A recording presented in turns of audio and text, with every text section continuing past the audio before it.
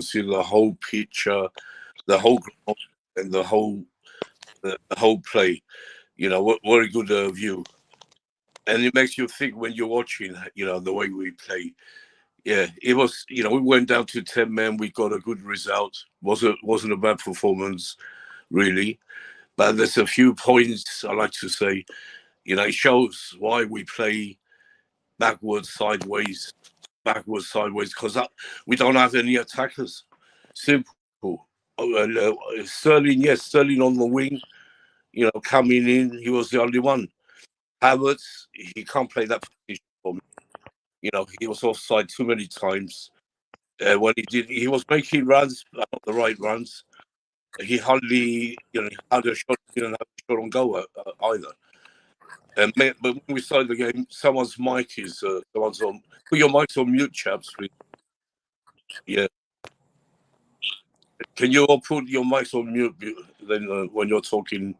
Yeah, that's better. It's much better like these things. Yeah, so when you're watching the whole picture, it's a different game than watching it live on TV. I was really impressed, with the back three. Chalaba, Reece James, Silva were excellent, especially Silva controlling that back line, with his instructions and every, and what he does is unbelievable. And that's why I gave him man of the match. For me, he was man of the match. He's a leader.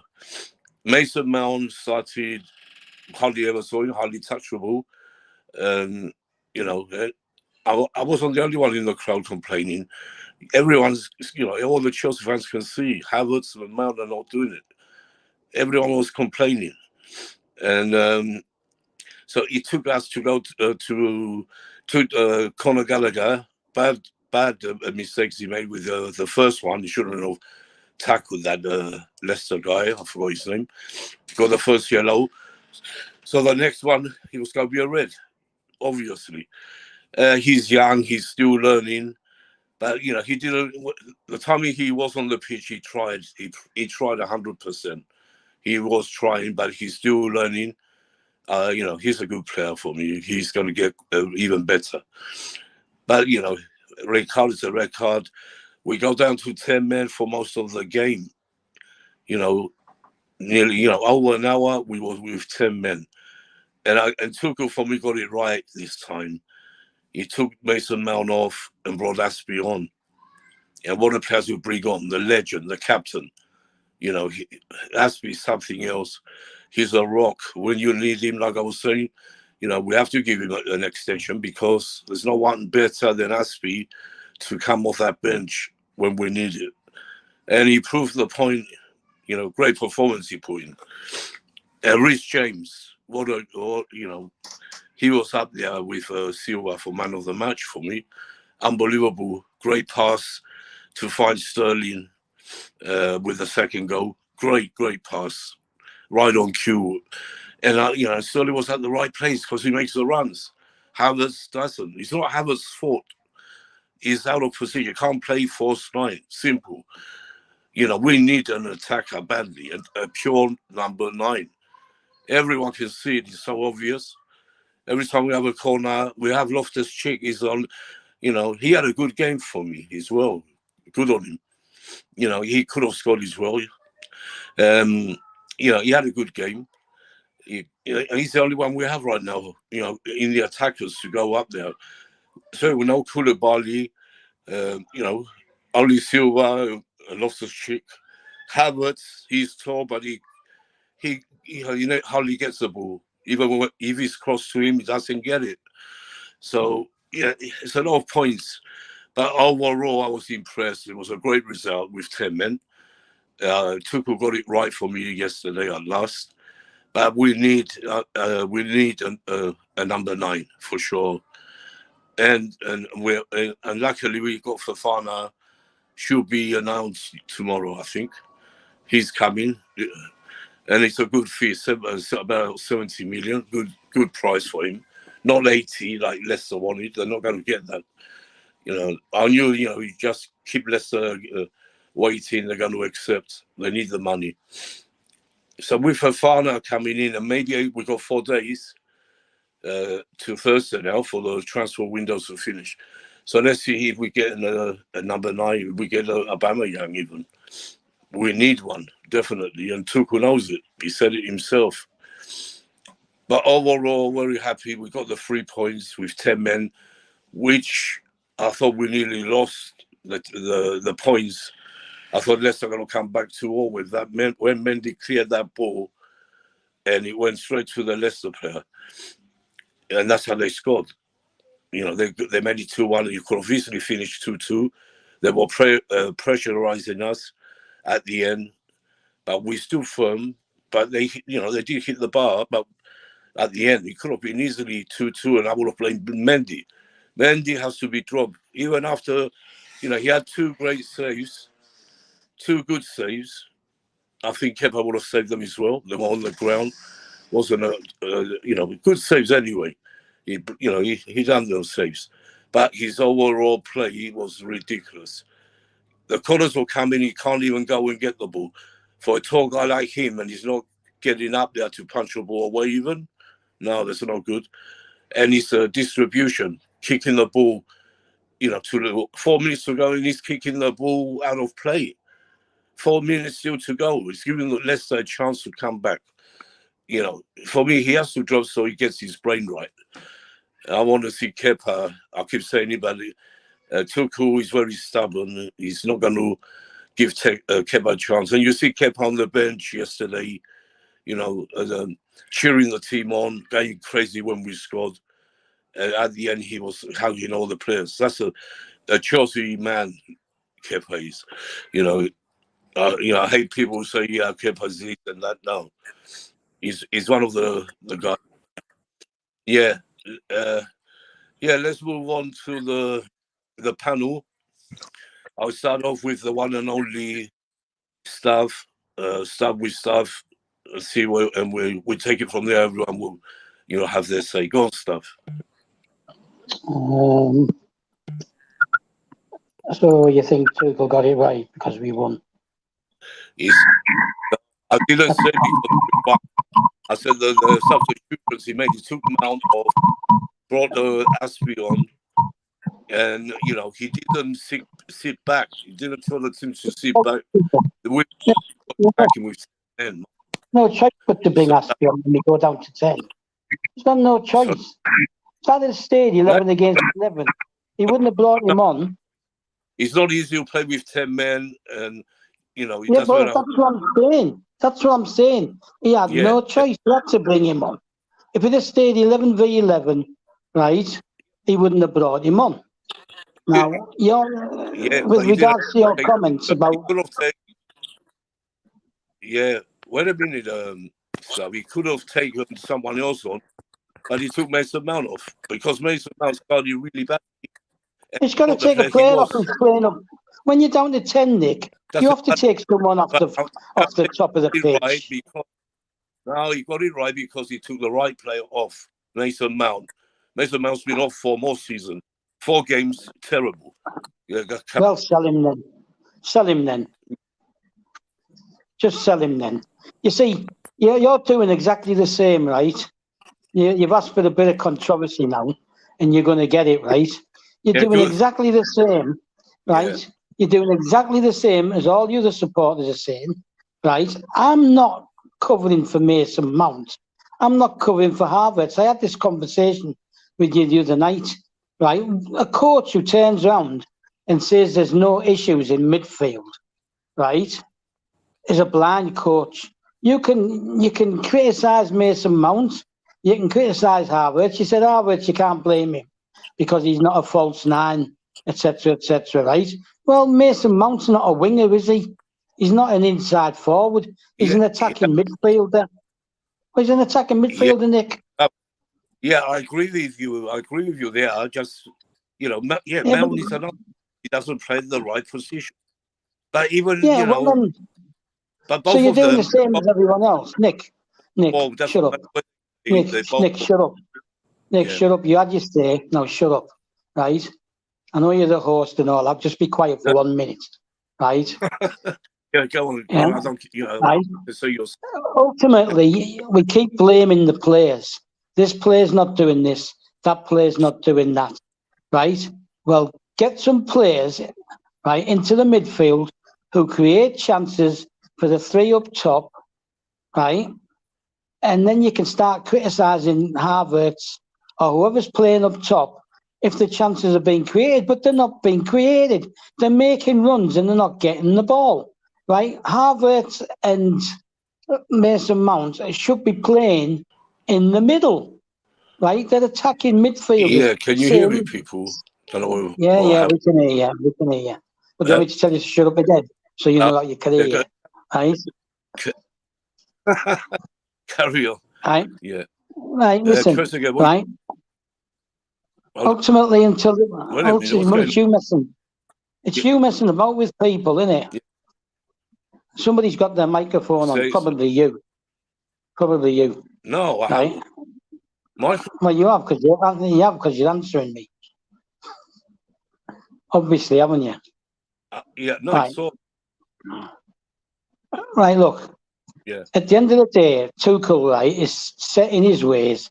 He's set in this system. His system doesn't accommodate attacking midfielders, right? And then he's talked when he's been interviewed about the transfer window. He's saying we don't have any issues in the midfield.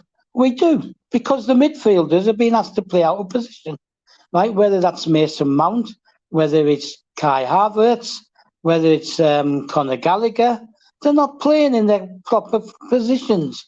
So the creativity isn't going to be there, is it? They're making runs in the box and nobody's picking them up from the middle, right?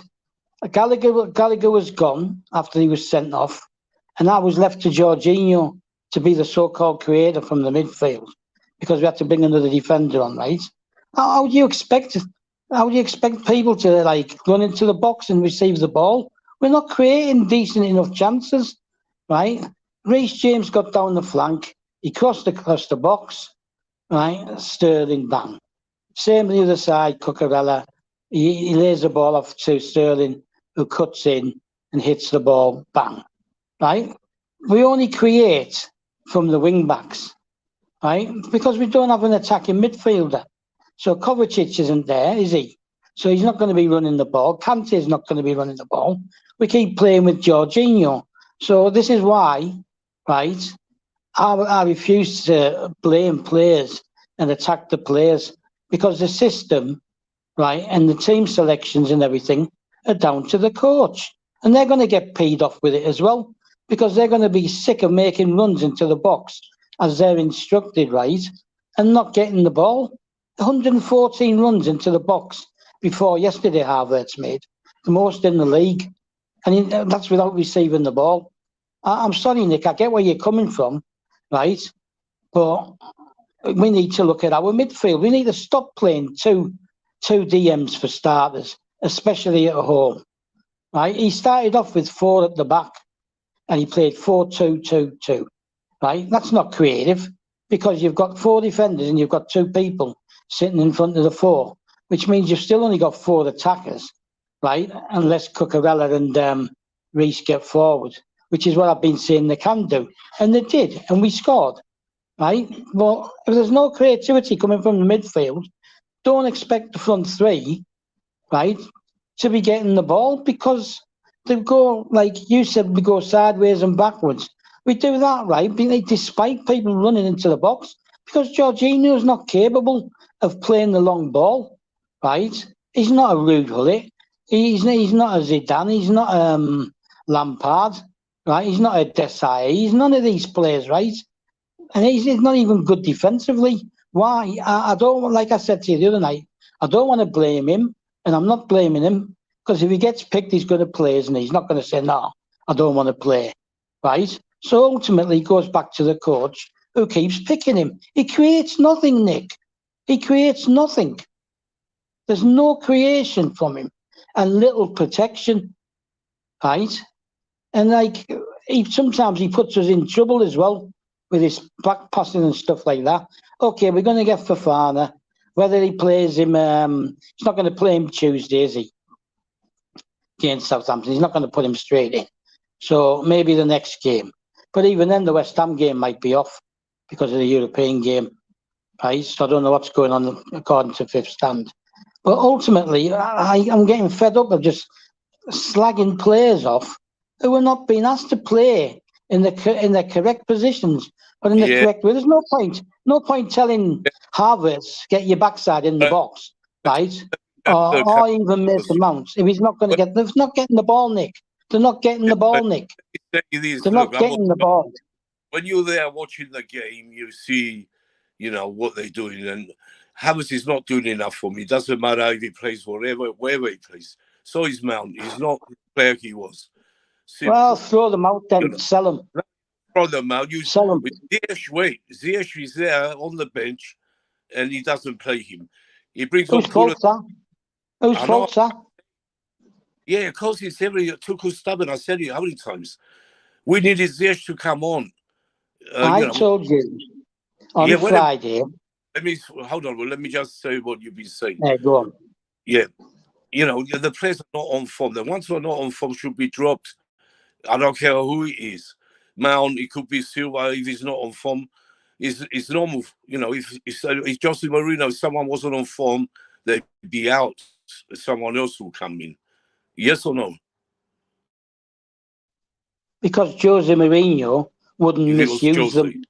He wouldn't misuse them. Yeah. He would play them in their proper positions. Right? You've got two attacking mids. Just let me say this so you can carry on. I just want to say, look, we can blame Tuchel. We know he's persisting with this system, which we all think is wrong.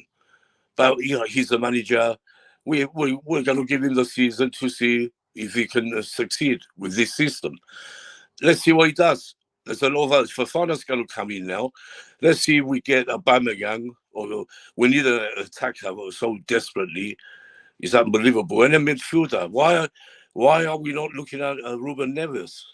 That's the sort of player I would like. Why? We're not even looking at the guy.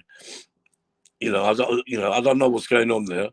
But let's see. But I don't like the way he's using the players either. But he's stubborn and he doesn't drop them. He doesn't bring the players who deserve to come and have a chance, like Kepa, Ziyech, Ampadu. Forget Ampadu. He's going now. He's had enough. He needs first team. Well, you're contradicting yourself, Nick. You're contradicting yourself. You're criticising players, right? Yeah, but I'm saying, you criticize who are not being used properly. You're saying they're not doing it. When they're not playing, we have to criticize them. Anyway. Anyway, carry on. We'll carry on. Then we go to Adi. You're not listening, are you, at all? Right? You're criticising players, right, who are being asked to do something that's not their normal game, that they're not used to. You've got three attacking midfielders, right? Mount, Havertz, and Gallagher, who've all got good distribution from the middle, right? And you had Ampadu as well, who had good distribution, who's a good distributor, right? And he doesn't want him. He's going to allow him to leave, right? So now I'm reading. Now this is when I go on Facebook and other social media, all I ever hear is, "Oh, this player's not doing it. That player's not doing it." Play them in their position. Play them where they perform the best. Give them the freedom to do what they do and express themselves. Don't keep bloody going round and round, putting these square pegs in round holes, right? Just to keep your system going. Play them in their right positions. I'm not going to criticise. I told you this Friday, Nick, right, when I lost my temper, right? People are comparing them and going, "Oh, would any of these players get in Man City's or Liverpool's?" Well, Liverpool wanted Pulisic, didn't they? Man United want Pulisic, don't they? Who's got the mic on? Who's got the mic on? I don't know. I just come in. Someone in the background. Anyway, let's we come back to you in a minute. Let's move on to back. We go around and we go around as always. Go on, Adi, come in. Adi, you there? Hello, guys. Good evening, guys. Evening, Adi. Yeah. First of all, I like to say we were lucky to get away with this. If we had lost that game, we should be at the bottom half of the table. With Liverpool coming up with pace and Arsenal refusing to drop points. Man City are also in the lead. Right now, I think we have a problem. We are happy with what, but the problem still remains. So we've got a big problem, to be honest. Now, I see. I read a rumor that Ziyech almost agreed a deal with Ajax today. Where we know we got a problem is when the likes of Kovacic and Kante get injured. Who is gonna play that position? Let's be honest with ourselves. Gallagher can't play that position. We saw how messed up he was yesterday. Loftus-Cheek can't play the position properly. We are lucky to get away with that. We need depth in the midfield. Tuku can say what he wants, but we watch the match. We see the midfield is suffering. It's suffering. Get a proper defensive midfielder. Get a proper winger. Get a proper striker. You don't need nobody to tell you your squad isn't good enough. This squad can't challenge for anything this season. Top four, to be honest, this season top four, I'm not optimistic we'll get in top four. I'm not optimistic with the likes of Spurs, with the likes of Arsenal, with the likes of Manchester United coming up. I'm seeing it a bit difficult for us to make top four this season. We left our priority. We misplaced our priority. I can see Lewandowski scoring. We were supposed to get Lewandowski. I don't know what happened with Lewandowski deal. We need the right players to come in. Eddie, can I ask you a question? Yeah, sure. I've just seen the same goal as you, yeah, right? And it was created by Kunde, who's playing at right back, right? All right. Because they use the width, and he's overlapped with a winger and a midfielder, right? The three players have put that ball along, and the quality of Lewandowski's finishing, right? We don't have that, right? This is why I'm getting angry now, because we're calling players who won the Champions League, right? Not good enough, or this individual. As a squad, we're not good enough because it's not used properly, and because we need a proper DM, not Jorginho, someone who can put himself about and win the ball. Is that correct? Yeah, sure. That's the point I'm making. Right? That's the point I'm making. Somebody in midfield who can play the ball. Who can play the, well, just 1 minute, Nick. I want to know if Addy agrees with me. And we also need a midfield who's a ball player, right? Who's got that pass in him. Right? We don't have that, Nick. And you're going to get rid of Ziyech, right? Possibly even Pulisic. They're still on about Pulisic going out on loan. Apparently, Chelsea are refusing to sell him, and they're thinking of loaning him, right? And he's going to go out. Ziyech's going to go. Werner's gone, right? If you've brought Sterling in, even if we bring in Sahar, right, that's 2 in and 3 out. And Lukaku's gone as well. That's 4 out. So we're bringing in less people than are going out. Where's the depth in the squad? Where's the depth? Like Addy said, with the injuries, right? If Kante, right, and Kovacic aren't there with a totally different team, and he's trying to force players like Gallagher to play that role, and they're not up to it, right? They're different players. Just let the players express themselves in the positions that suits them, right? I've just, like I said, me and Addy have just seen that Barcelona goal. We'll never score a goal like that, playing the way we do. Ask Addy if you don't believe me. Are you Oh, there, You're Addy? right. did you say You're right, Max? Sal. Did you see You're Sir right, Max? Thing Sal. is your yours or Tresic? As I think it's your connection. You'll get a lot of. It's okay now. It's all right. It's gone now. Yeah, yeah. Anyway, yeah. Let's move on to the others, and then we go around again stuff. Adi, yeah. Well, you were saying carry on if you want to carry on. All right. I was saying, I think we need proper players to play the proper position. If Tuku wants to play his formation, if you get suited players for his formation, the likes of Pulisic and Mason Mount, and Avatar finding it difficult, to play this formation properly. These guys are giving all to the team. I saw people blaming Avart. Yesterday I watched the match. Avart was one of the most energetic guy in the team. He was making runs. He was trying to bully defenders. He was physical in the game. What I didn't see last season in Avart, he was getting aggressive. You know, um, it shows us these guys are ready to play. They are ready to play. But we don't know what's going on currently. There should be backup plans for all Yeah, this. Kante is out. Kovacic just coming back, and we know these two history. If Kovacic is back and Kante is gone, when Kante comes back, before Kante comes back, it's possible we lose Kovacic again. Who's gonna cover up? That's the point.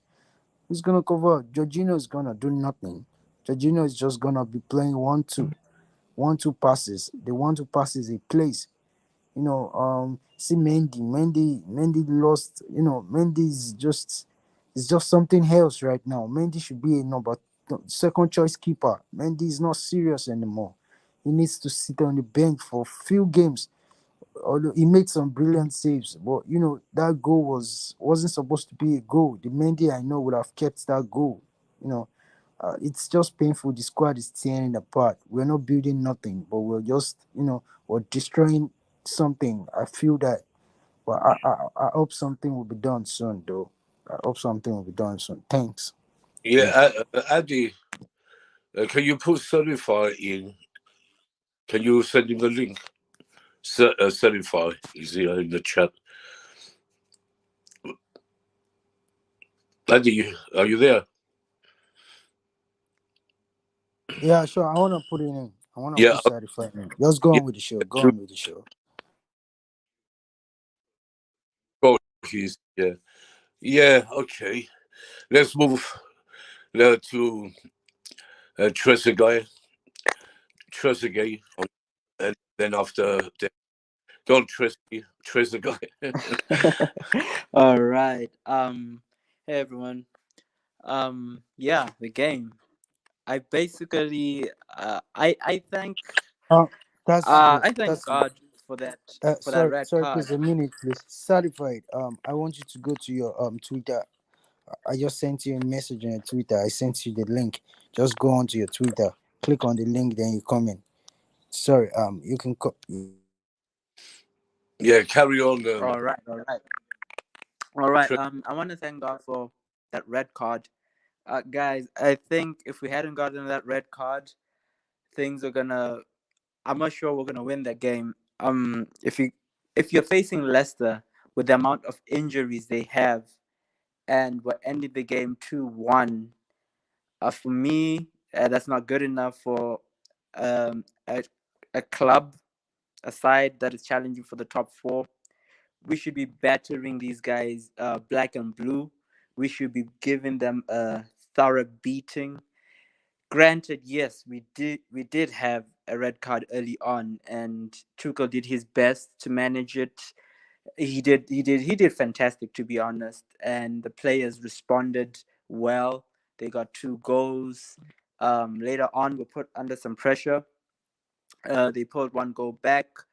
Um, yeah, a bit nervy towards the end. Classical Chelsea, you know what I mean. That's what they're about. But as for me, I want to talk about the system. I want to talk about the midfield because everybody seems to have their own perception on the midfield. Basically, I thought when Tuchel took over from Frank that the system that he's implementing was just a stopgap measure. You know what I mean?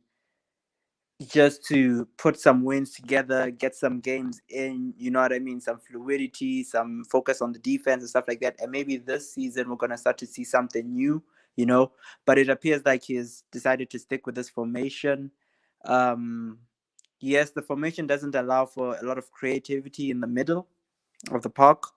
It's it focuses on the wing backs, which is fine, but at the same time, it's limiting in a way. I don't think a 3-4-3 is the way to go. 3-5-2 is always the way to go. And yeah, with Gallagher, for me, I like the way he played. It's unfortunate that he got a card. Mistakes happen. These are human beings. I mean, Koulibaly got a red card. Gallagher got a red card. So I'm not gonna really spend time on that. All what I want to see is basically, I thought that for since we play better with a box to box midfielder, I thought that in this window we're gonna go for somebody like Nunes, you know, from for the Sporting Lisbon or something. Yeah, I thought we are gonna go for a player like him, you know, to be an Kovacic replacement, but that didn't happen. Um, let's see what happens in the transfer window. But yeah, I mean, I think we're lucky to get a win, and I don't think that the way we're playing is sustainable. Yes, the quality of chances that we produced leading up to the goals was immaculate. Cucurella and Sterling, their link up, his movement, wow. It's like we've got a Hazard again, you know what I mean, on that left hand side, because it's fantastic to see a intelligent player who's also technically capable produce something special. You know what I mean? That's what we have been missing down that left hand side. It has been dead ever since Hazard left. Emerson, he tried his best, but not quite on it. Alonso, fantastic going forward, but a bit of a suspect in defending. Yeah, I mean, Reece James, what can I say? What a player, what a guy. For me, future Chelsea captain. For me, definitely, he takes responsibility, physical. He's everything that you want to see, basically. But let me just end on the note that despite the fact that we got the win, for me it was not convincing. Mendy doesn't deserve to start. He has to be. In fact, Mendy, I think he's got to be dropped to play cup games. I'm not sure what happened. He's low on confidence, and clearly, playing match after match isn't helping. So I think, yeah, Mendy should take a back seat for a while, and we should definitely attend to the midfield. Maybe another box to box player. If Fofana arrives, when he arrives, we're gonna see if Tuchel will switch to a back four, or will we continue in the same stagnant system that we're playing. But yeah, the way we're playing is not sustainable, but good result. I mean, we showed that we're a big side in the fact that though the system is bad and the players are playing out of position, that we did enough to get the win. I think that's what, you know, big sides do. They don't necessarily have to play very well, but down the line we need to play better as a team. And yeah, that's it for me. Yeah, thanks, Trezeguet. Yeah, Adi, can you certify the link again? He's just asking me. Welcome to Bobby in the chats. Blue Blood. Thanks for coming in, both of you. Yeah, yeah. So, Bobby, if you want to come in on the panel, give us there's 5 now. We allowed 6, so if certified doesn't come, if you want to come on, just let us know. Okay, let's move on to Dex. I know he's happy, very happy. In fact, after Liverpool demolished Bournemouth, who I think shouldn't be allowed in the Premiership, for a small club like that, with, they shouldn't be allowed. I don't know why they keep allowing them. They've got 11,000 all-seater. It's the smallest ground for the, smallest ground, not only in the Premiership, in the Championship and League One. It's one of the smallest grounds in the league. They shouldn't be allowed there, really. And go ahead, Dex. So just a quick before I start, can you hear any background noise, Nick? Because I've got my fan on. No, you're clear. Everyone's on mute now, so you're very clear. Oh, okay, no, cool. It's good. I'm going to put my camera on for Yeah, a rare appearance. Hello, everyone. so it's So, very yeah. dark. We can't see you. You're in the dark. My light's on a setting. Right, that's All better. right. Let's I see you me now. in the- Yes, with the fake shirt. Yeah, go ahead. I know you're happy. Yeah. What's up, Dick? Hello, how you doing, mate? Yeah, so yeah, I didn't get to watch most of the game, but I watched like the highlights, and obviously the highlights don't reflect the game. I thought the Chelsea played really well in opening spells, but obviously the red card played a massive part in the game. It's a red card all day long. I don't know what Gallagher was doing. Harvey Barnes was going way past him. He should have just left him. He should never stick a foot out if you're not going to get the ball, because it's a massive risk. But he's a young player. He lives and learns. Do you know what I mean? You live and learn in the Premier League, especially young players. They all make mistakes. So, and then the game going forward, I thought 10 men, Chelsea kind of dominated in spells, but you can see Leicester were proper going for him, putting the pressure on. They got that goal disallowed from a corner because there was a foul on Mendy. And then Chelsea got the lead. I thought Sterling played really well, to be fair. Thought he had a really good game, made some good runs, scored some good goals as well, very good finishes.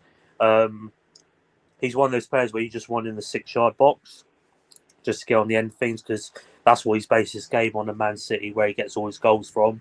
A tap-in's a tap-in, doesn't really matter, it's a goal. It's going to win you games and points, so that's the whole point on that one. And then, I do hear Stav's point, though, about playing players out of position, because it's a funny for me, because every time I watch Chelsea, I feel like when you look at like Havertz and Mount, they're good players, but I don't think they're being being properly used in those positions, because they don't play there. Like Mount is an attacking midfielder, and then you've got Havertz, who's more of a second striker, centre forward, likes to play behind and link up. But I mean, he's done a job up there in the false nine up front. But again, like, what can you do? Tuchel has to play in there because they've got no strikers at the moment. I know they're trying to get a Aubameyang in, and hopefully they can get that done soon. From what I've heard, it's close to getting done. But yeah, we'll have to wait and see on that one. And then the defence, I thought the defence was a bit solid, was very good. Obviously, they still need a few bodies in there. Fofana's done. I'm a bit surprised on the fee though. I think it's a bit of a gamble, but if you're going to put all that money on a player that Tuchel wants, then we'll have to wait and see if he becomes good in the future. But I thought it was a good performance from Chelsea. Obviously, Leicester are a hard side. They're a bit of a mixed bag. You don't know what you're going to get from them. They win games, they lose games, draws. You know what I mean? They're a funny side, but I thought it was a good overall performance from Chelsea. And then, like you said, Nick, the massive thrashing from the Cherries. To be honest, I don't know. Yeah. I don't know if we'll play another Premier League match after that result. I don't think the players would be psychologically ready to go into the next game. If I'm honest, they might want to just stay at home and go out shopping with. I think they're going to go down anyway, but they shouldn't be allowed in the Premiership, let alone the Championship. Because too small. 11,000, not a Premiership ground. You know, I don't. You know, that's what the main thing. You know, all right. You know, they play some good football. The last time they were having, they stayed a couple of seasons, few seasons actually. But for me, Bournemouth don't belong here. You know, so I hope they do go down. I Yeah, prefer Burnley. Bring me Burnley back. Old famous club like Burnley, not yeah. Bournemouth. God, that's it. Anyway, I just want to say to you, what happened to Salah? Didn't get on the score sheet. I don't know. Very Yeah, surprised he had that chance where it was a tap in, he skied it. Surprised he didn't. yeah, Honest, you'd be bang gambling on him to score that. But I was yeah. very surprised. I was very surprised we won that game by double margins because Well, the been on and the games we've been played, we haven't been playing that great. But again, mm, like I can't complain. It gives us great confidence going into the season.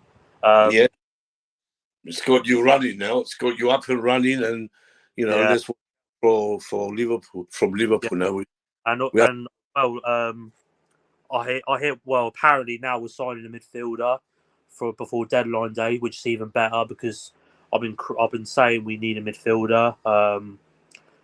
Funny enough, we've actually been linked with Ruben Neves. There's a lot of stuff coming out in the last day or so that yeah. Klopp's a admirer of him, and I hope that that's a future player we get. was I incredible. understand Chelsea not looking at him.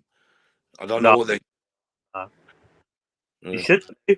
He's a good player. You should though, but maybe Tuchel's got targets in mind, or maybe. Oh well, he doesn't get a midfielder, but I feel Chelsea But after midfielder. De Bruyne, is him for me. After Kevin De Bruyne, is Ruben Neves. He's the one. Great goal he scored today, but he can play. He was defending. You see the way he plays. Yeah, He was yeah, he was no, everywhere. God. oh, Yeah. Sorry, go ahead. yeah, Yeah. no. I love Ruben Neves at Liverpool. He's always played good against us. Hopefully we'll get him. If not, then we're looking at other targets like Lima from Leipzig. I've been hearing there's another one, but we'll have to wait and see what happens on the lead up to deadline day. Hopefully, we fingers crossed we get somebody in because Yeah. we then need midfielders with the injuries we got. It's ridiculous, like 10 first team players out injured. If you count Nunes out with suspension, like so. But yeah, no, I'm hoping we do well. But yeah, no, I thought good result for Chelsea. But yeah, they definitely need to strengthen. I think with Fafana coming in, I agree with Stav. I don't think he's going to get pulled in the deep end straight away. It's probably going to be the same with Cucurella. He'll probably just get on a hot like second half, get to know how they play the tempo of it, and then probably start next from there. But yeah, they definitely need to get a striker in 100%. I've been saying it all Yeah. the time. You're saying it all the time. I'm saying it. I'm tweeting it. I'm every day. But we're still, we're waiting for a Aubameyang apparently. Let's see. We got 4 days left now. Oh yeah, but yeah, that's all I've got to say anyway on my part. Yeah. Well, yeah. Thanks for that. Yeah. Let's go to Certify. He's joined us now. Uh, uh, then we go back to staff after Certify. Hello, Certify. Hello, how are you guys? Hello, my friend. Yeah. Go ahead. Tell us about the game. What you thought. Yeah, so like as I said, really, I put out a tweet saying I didn't rewatch the game, but when I got back at night, I watched the full game. Like I rewatched the full game. Before I talk about the game, I want to ask Dex about Liverpool. Liverpool. Thingy. I don't think Salah's a bad player. I think he's one of the top wingers in like Premier League in the Premier League era, but I think the only problem is comparing him to like Hazard or prime Hazard in his prime. That's the thing, and saying he's the best in the world. Really, I'm not saying you say it, but that's I think that's why people are questioning Salah because I'm not saying you're one of my favorite Liverpool fans, but other Liverpool fans have said they were saying that Salah could be the best winger in Premier League history, and this and that, and really um, and now we're hearing that he's not really gonna be playing well around certain players like Sadio Mane and that. But for best player in the world, I'm expecting him, no matter who he's playing with or who he, like he can thrive anyways. But at the moment, it's looking like Diaz is cooking. You know what I'm saying? Um, Even in United game, I'm a big fan of Luis Diaz. Like, I think that was one of the best buys I've ever seen in like a long time because that's that risk to go and get Diaz and for so cheap. You get what I'm saying?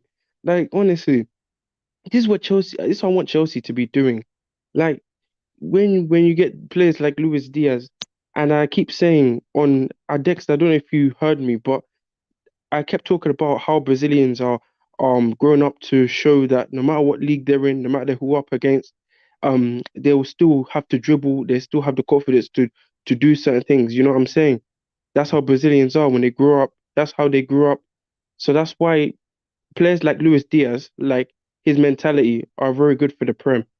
Do you get what I'm saying? But yeah, about the game, we played well, all right. We played all right. I think certain players that we were complaining about, I think stepped up today. And I kind of realized that players looked more free ever since Tuchel has been off the touchline. I don't know if you've realized that. I've looked a bit more free, like Reece James going up. If Tuchel's on that touchline, Reece James would be staying back. And I'm being honest with you. Like, honestly, I can't even lie to you. And Cucurella as well, we've seen a lot of risk dribbling from him, getting into the box, trying to create chances, which I didn't really see a lot. But he did, but then I kind of saw he was told to be that defensive left back at times, not to go too forward too much. But we really saw Cucurella and Sterling as well. Like, I think this guy man of the match for me because like he knows that the players that Havertz and Mount, the ones who are supposed to be the providers, are just not doing well, and he's still doing the movement. He's still taking risks, everything.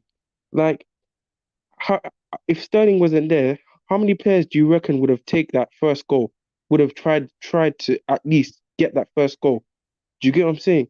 That shoot outside from the box. No one does it. Sterling does. You get what I'm saying? And that's why it's a blessing we have him. Do you get what I'm saying? Because there's not many players like him mental wise. Like, honestly, I think this really shows why Sterling was a very good buy this game. Do you get what I'm saying? Because if Sterling wasn't there, imagine 10 men down. Last season, we're not winning this game. Do you get what I'm saying? Like, that Sterling guy, I just feel like he needs to be playing with someone better next to him instead of Havertz. Like an Aubameyang, him and Aubameyang will thrive, in my opinion. Because, like, Aubameyang likes to work with players like Sterling. You know what I'm saying? And I know him from his character with Arsenal as well. Him playing with Saka and Smith Rowe, like, almost match up Raheem Sterling's energy on the pitch. You know what I'm saying? Mount just looks like Mount just looks like he just doesn't want to play. Honestly, he just looks like he's not happy. Like, I've just realized that because, like, this is not the Mount we know. Like, the Mount we know is actually a baller, a great footballer. This is the fourth game now. Do you get what I'm saying? Like, he can't be doing this. I feel like this guy's not comfortable at the moment. Like, you can clearly see in his body language. Like, he just looks depressed on that pitch. Not because of like life, but I think he's not comfortable with Tuchel. He just doesn't want to say it because he's Chelsea through and through. You know what I'm saying? But I know I'm scared that Mount will be calling. I'm gonna call this out. Mount will be calling to go out of Chelsea if he keeps playing. I just have a feeling, not be calling, but this guy will. If this guy has a chance, I have a feeling this guy will will want to leave Chelsea because this guy doesn't look happy. You know what I'm saying? Same with Havertz. He doesn't look happy either. Like, the football they just don't like the football, in my opinion. They're not enjoying it. You can clearly see. The thing is, they're not bad players. That's the thing. Like, I've just realized that. Like, this is their fourth game in, and they still haven't changed from Yeah, Everton. sorry, good fun. That's what I was, watching yesterday. And when I was watching, there, I could see the whole picture, where I was sitting, one of the best seats in the stadium it was. And you can Told you. see Mason Mount, and Havertz the same.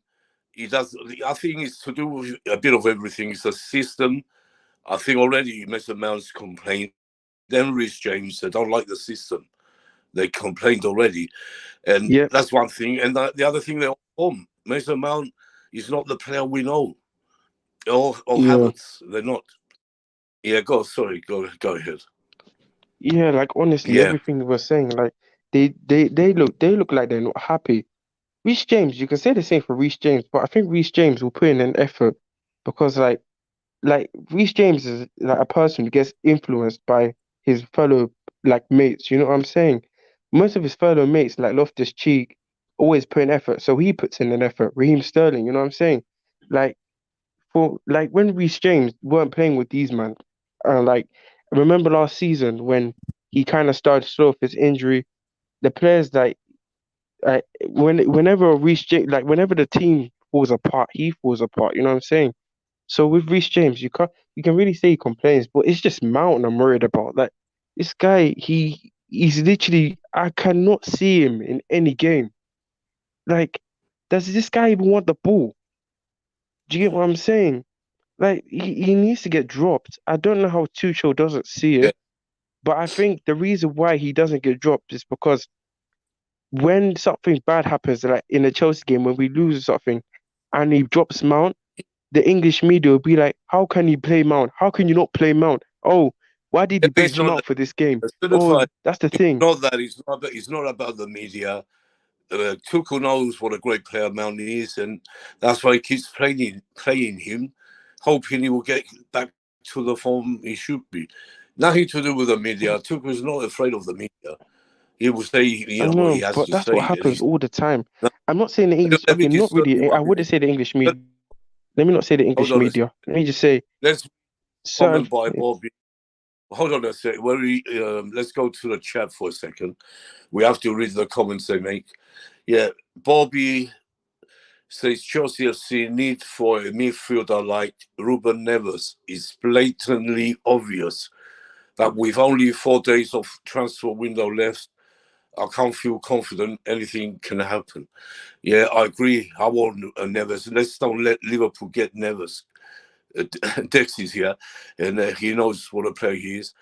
I hope somehow we get Ruben Neves in the team. Yeah, that's a good discussion actually. Yeah. So if I finish your point and we go to staff, please. Okay, I'm just gonna finish my point quickly. I should have not said English media, but like certain fans will say is like although we call for Mount to be dropped, there are certain fans that when we lose a game, even if Mount's dropped or get a draw, like people say the whole thing was on Mount playing because if Mount was playing, same thing would have happened. You know what I'm saying? But yeah, nothing we can do. But I think we will get a striker though in the window. But I don't see Tuchel banging midfielder this summer. That's what I have to say. Yeah, good, very good clarifier as always. Yeah, staff. What do you think about Ruben Neves and and anyone else you think we should try and get even? Well, Yeah, I'll just clarify something first, right? Kai Havertz is an attacking mid who occasionally played up front or as a second striker for Bayer Leverkusen in emergencies. He's not a striker and he's not a false nine. But in any case, he plays up there for Germany as well. Right, but the difference is with Germany, they've got midfielders and they've got Thomas Muller, right, who are going to provide the opportunity as well.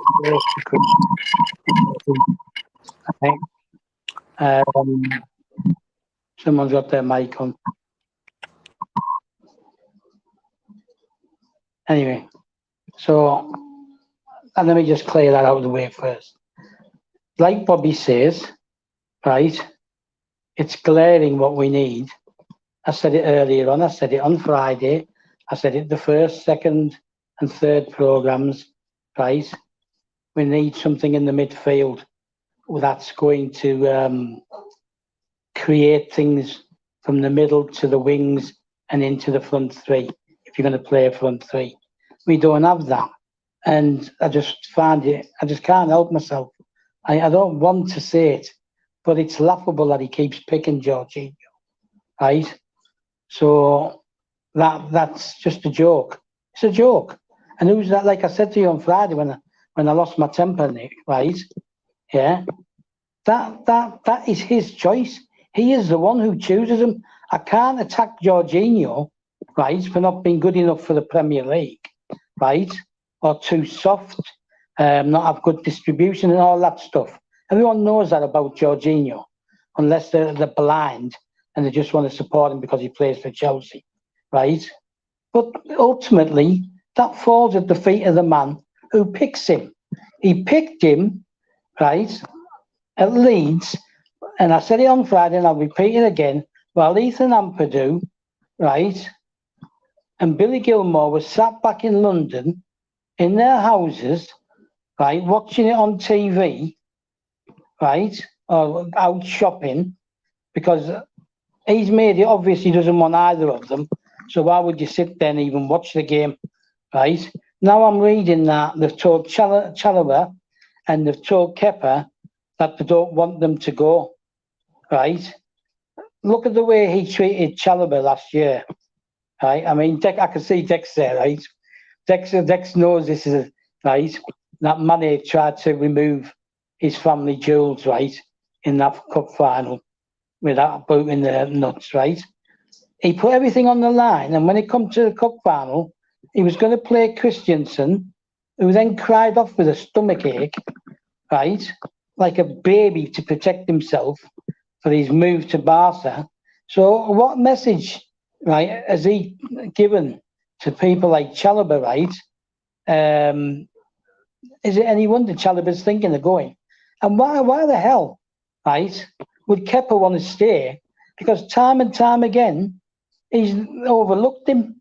The Mendy should have been dropped by now, even if it's only 1, 2, or 3 games, right? And but why would he stay? He knows he's not going anywhere, right? He's not going to get on the pitch, right, unless Mendy gets injured. So he's asking the club's asking these 2 players to stay, right? I mean, Ampadu is made to either play at centre back, right, or play defensive mid, and he's got good distribution as well, right? And he's tolerant of a press, right? But no, it's not good enough. He played him in pre-season, and what did he say? I've just found out where Chalobah's best position is, centre of defence, because he played there instead of Silva, and he was winning everything, and he was distributing the ball, he was playing the ball forward, right, and he was getting up the pitch as well, right? And then he's going to let him go. Why? Because he doesn't trust anybody from our academy, even though he didn't really come from the academy, did he? We got him from Exeter City, but he went through the academy eventually. But he's not one of the young guys, right? And then, like, we've gone out and bought three players, right? 18 and 19, right? You got the Italian guy, and now we're after a 4th one, right? Armenian guy from Russia, from the Russian league, which to me, that's good. I don't mind them. He's adding them to the squad, but he'll probably use them in cup games. But if he's going to trust them, why couldn't he trust some of the lads he had? Why does he not trust them? It's obvious to me he doesn't trust them. He trusts Mason Mount. Right now, I'm not defending Mason. I've said this 100 times. Play him in his proper position. Play him where the player's happy. If a player's not happy playing where they're being misused, right, they're not going to perform. They're not going to perform. They're going to become unhappy, and they're not going to perform. And this is what I keep saying, right? I'm now reading that because Ziyech's going to go to Ajax. Some people, mostly African, I have to say, right, they're saying, "Oh, good, let him go. He's going to the Farmers League," right? And basically saying he's not good enough, and he's dropping back to the Farmers League. That Farmers League produced world stars like Cruyff, Gullit, Van Basten, right? Davids, Seedorf, Van der Vaart, all these Schneider, all these people are Champions League and league winners, and that's a Farmers League. And because Tuchel doesn't want him, he's got to go somewhere, hasn't he? Right, so he'll go back to Ajax, he'll perform, and then maybe move again next year. But this is because he doesn't want to use them correctly, right? This is the one thing. Like, two things really cheese me off. Three, his stubbornness for the system, the way he's destroyed certain players, right? And he's getting them out of the club, yeah, right. And most games we can be boring. Yesterday, if that was Vardy from 2 seasons ago, we would have lost that game. Make no mistake. Vardy had 2-3 good chances, right? He hit one straight at Mendy and he screwed the other two, one over the top, one wide. And they hit the bar, didn't they? Right? So, although we looked impressive in passing the ball around, the way we played and stuff like that, and the way we handled being down to 10 men, right? A better team would have put us to the sword. Someone with a better striker, a more on-form striker, would have caused us bother. Can you see Haaland missing those chances that Vardy missed? Right? Can you even see Salah missing all 3 of those chances? Yeah, we did well to get the 3 points, but his stubbornness is going to kill our top 4 aspirations, right? At the end of the day. And I don't want to finish the season like we did last year, being bored. That's what I can't stand. Right? I don't have to pay, so it's okay. I don't go anymore. I live too far away. But I used to be a season ticket holder. Used to go home, away, and to Europe, right? And I'm glad I don't have to pay to watch it. Some of these people are going to games every week and they're paying. They must have got really bored with it last year towards the end. And that's why you don't get a response from the crowd. This isn't the German league. You have to know, right, that you face different teams who set you different problems. In Germany, the majority of the teams play high line defences and they play 3 men up top who are all quick, right, to try and get behind the high line defences. And he's not sorry. And he's not listening. He's just carrying on the same way. Nothing's changing. I'm saying nothing changing. If he gets Aubameyang, maybe. But what's he going to do? What's he going to do? Play Aubameyang up top and then 2 people behind him, inside forwards. Same system. Let these creative players create. Let them enjoy their football. They have to enjoy it as well. I know they're being paid, but if you're not enjoying things in life, right, you're not going to perform. And same thing happens to someone who's a policeman, a fireman, a nurse, or whatever, right? If you're not enjoying the job, you're not going to do it, and they're not doing it. And yeah, Reece and Mason Mount, it has come out in the media that they're not happy, and don't think anybody was happy with the way he treated Billy Gilmore in America. He took him out there, and 5 days later, he offed him and sent him to the under-23s. How was the lad going to prove himself? How was he going to prove himself in 4 or 5 days of training without playing any games? Sorry, I don't get Tuchel's psyche, right? I don't get his psyche and how he thinks, right? And I just can't carry on watching it, right? He's nearly as irritating as Rafa Benitez was. But Rafa Benitez irritated me because he was boring, right? No attacking play, right? He was the same, sit back, go along, right? And then and also because it was Benitez, you're never going to accept him anyway, right? But same with Andre Villas-Boas. He played the same system. He played a high defence and we kept getting caught out. Hello, Steph. I've got a question for you. This is a big question. Do you think if Abramovich is still there, Tuchel will still be Chelsea manager? Would Abramovich have sacked Tuchel by now? No, he wouldn't have, would he? Maybe come January or the end of this season, but he wouldn't sack him now.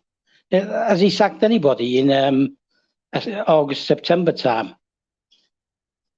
He sacked Roberto. sacked Roberto Di Matteo because we dropped down to the Europa, but that's about it. The rest have been January or later. Jose was December, going into January, right? The second time. The first time, Jose got into a bust up with Avram Grant, and Avram Grant was having too much of an influence, so they just mutually agreed to just go, right? But you saw the way the players reacted to the fact that Jose was going, right? And Roman knows that. That's why he brought him back, right? They both said they had unfinished business. He brought him back, and then he was having conflict with Ermanalo, because Ermanalo was the one who was like picking people like Chilabodji, right? Jose got in Costa, the other Luis, not David Luis, right? Emphasis Fabregas. And then the next signing he made was Pedro. He signed 4 players in three seasons, right, of his own choice. All the players that were there before he came weren't signed by him. 1 minute. I just want to say something to Adi. Adi, take over for 5 minutes. I have to do something. I don't know what's happened to Bobby. I'll send him the link. He's probably behind, waiting for you to put him in. Okay, Nick. After staff, can you put a trusty guy and certify after staff? Yeah. Adi, you hear me? Yeah. Okay, yeah, sure, I can. Take over for for now. Yeah, I think Roman would be having thoughts, and he'd be thinking, "What's going on?" Like after last season, like ultimately Roman wanted to be entertained, didn't he? And that's why when Lampard took over, the only thing he could think about was the attack. He never really concentrated on the defence, and because he's not capable of organising a defence in any case, right? But ultimately, that's why he decided to go for attacking football. And when Jose came back the second time, we opened the season with attacking football. No matter what people say, he parked the bus. He parked the bus from December onwards because everybody was dropping points. So to try and get an advantage over the other teams and stop dropping points, he parked the bus from then on. But up to December, when we lost 5-3 to Tottenham, we were playing attacking football. That's why we lost 5-3, because we were too open, and we were playing attacking football. So that was to please Roman. But Roman, right, would be looking at it now and thinking, well, hang on, that was boring, right? We're not going anywhere. We finished 19 points behind Man City again, so we've not progressed. And yeah, it would be in the back of his head, but he would give him at least till January. I don't agree with this. Give him 2 years. I know there's people going, give him a longer contract. Give him a longer contract. He's building for the future. He's building for the future. If you're building for the future, you have to be adaptable as well. You have to adapt, right, to your squad. You have to be able to change tactics and play 4 at the back, play 3 at the back, whatever you have to do, right? Because teams start realising how you're going to play, which Leeds did, right? Leeds realised that. And there's teams already, like Brentford and Brighton, who already know how to combat us, right? So, to me, he's just too samey. He's got his head into this system, and he played 3 at the back at PSG as well, which is why Cavani got cheesed off, right? And he wanted to leave because he wasn't even playing Cavani as a striker. He was having him as drifting out wide and all this kind of stuff, right? And he wouldn't play them all together. So Mbappe, Neymar, and Cavani, so they all fell out with each other as well. So that's things you have to think about as well when you're picking a team. You don't want players to be falling out with each other, because if they do that, they're not going to perform again. I just don't see it, right? We need someone in the midfield, like Bobby said, right? And we also need a destroyer, someone who's going to hold that and allow people like Neves to go forward. We need to be playing three in midfield. We need to be playing three in midfield. One holding and two attackers, right? Who can distribute the ball, can set up chances, play the ball. There's no point Havertz running into the box, right, 100 and odd times so far this season, and the ball doesn't get to him. People are saying, but he's not doing anything. He's too soft. He's too this. Because he's not getting the ball anyway. You saw yesterday he's a dirty sod. Right? We all saw yesterday that he's a dirty sod. He knows how to stand up for himself. He's learned. Right? Even Ziyech had learned how to stand up for himself. He was getting booked last season as well, right? For fouling and for getting stuck in. But it's not enough, is it? Right? And Tuchel has openly said that he's going nowhere, Havertz. Right? He's definitely got a future, and he's one that he definitely sees as coming good. Right? Well, play him in his position then. Stop all this false nonsense. Right? What about Brozier? How's he going to convince Brozier? He's bringing Aubameyang in, which I don't object to. Yeah, bring a striker in, right? But what's Brozier going to be thinking? He's going to be thinking, I've been sat on the bench here, not getting on, and when I've got on, he's played me out wide, right? And now he's getting Aubameyang as well, right? So what's Brozier going to be thinking? He needs to realise he needs to keep the players happy as well, right? And if that means tinkering with his system a bit, right, tweaking his system, so be it. But he's too stubborn, and he's going to just carry on the way he is, right? We will not finish in the top four if we continue this way, whether we get Aubameyang or not, right? Even if we get De Jong and Aubameyang and go out and buy Neves and surprise us, right? We're not going to get in the top four because he's a coach who likes to experiment. He likes to mess about with positions. He doesn't just play them to the strengths, right? Yep. And there's always that hold them back. Hold them back. But anyway, it's Addy's too. Addy said nothing for ages. Yeah, I know what you're saying, but like I said, I'm saying we're going to finish second. I'm sticking to my prediction.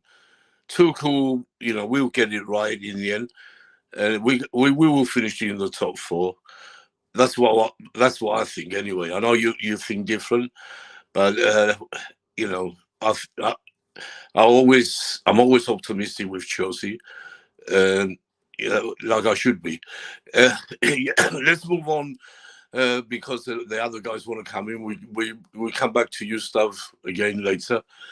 Let's go to Trezeguet, who has been very quiet. Then certifying Dex and Andy, of course.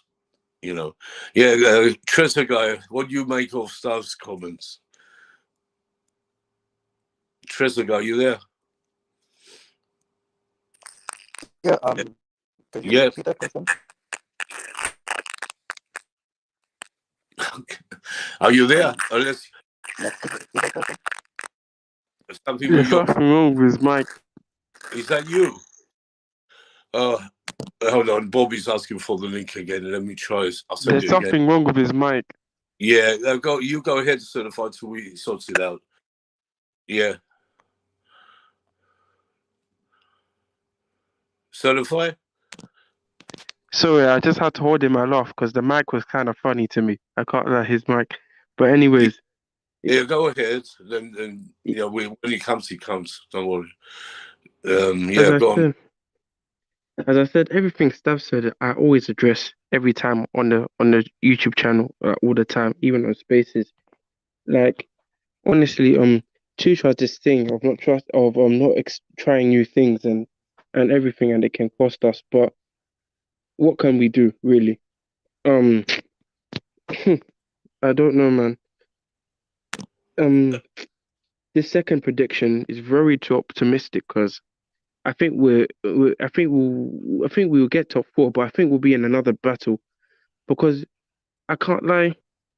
I like the way we played yesterday, but I think that should still be more like attacking wise. I want to be entertained watching Chelsea. You know what I'm saying? Like I don't want to be watching like boring football. That's the thing. But yeah, like honestly, and I can't really lie. When Tuchel was managing PSG as well, like he if you watch that Man United game as well, he kind of did the same thing here. You know what I'm saying? Like with him playing players out of position, not making players happy. You know what I'm saying? Playing Cavani in weird in a weird position. So yeah, see what he was doing.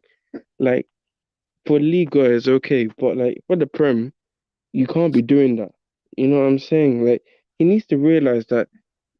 I think if Tuchel realizes that you can't be doing these things in the Prem, and you need to be like more of a serious and more better manager, like I think he will thrive in the Prem.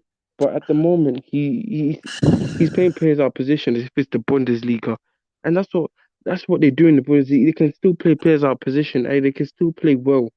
Like look at Alaba playing left back, and he was playing centre back and DM. You know what I'm saying? You can do those things but in here you can't, man. Like that's the thing. Like honestly, but that's what he needs to realize. Otherwise, we're not going nowhere with him. But I think from the question that Adi said, he was like, "Do you think Roma would have kept him?" I think if he carried on this crap until December or January, and we go on a losing like a 5 game losing streak, I I see Roman sacking him. I can't lie. As much as we hate it, that's the thing. You know what I'm saying? But for me, I'm just gonna give him this season. I think if we finish outside the top four, I'm gonna really question this manager because like I understand he wins the Champions League, but just because you win the Champions League, it doesn't mean the way you do it will make you thrive in the Prem. Because like you just remember you're playing teams from different leagues. Like the system you work can literally work against other teams as well, can from the other league. Because like the Prem, they're not really the Prem is just like I don't know how to say it, but it's just more intense. Leagues like when you play teams like Real Madrid, of course you're gonna thrive in that system against them because like their team is like they're not really used to like wing backs. They don't really cover the wings often when they defend from like you know what I'm saying. But yeah, that's the thing. Yeah. Anyways, that's what. Yeah, yeah. I get your point. Treasure guy, are you back? I don't know where. I can't hear him. Yeah. Addy, are you there? I think Addy's come off. I think So they've all what we left. come? Dex is there though. Yeah, Dex. Yeah, hi. Yeah, Yeah. what I don't know what Stav's got to know. What you think about the Stav's comments? You know, Uh, he thinks he's so too cool. The problem is the system. You know, I agree with some of his comments, but you know, we have to give Tuchel the chance. That's what I'm saying. We can't judge him right now.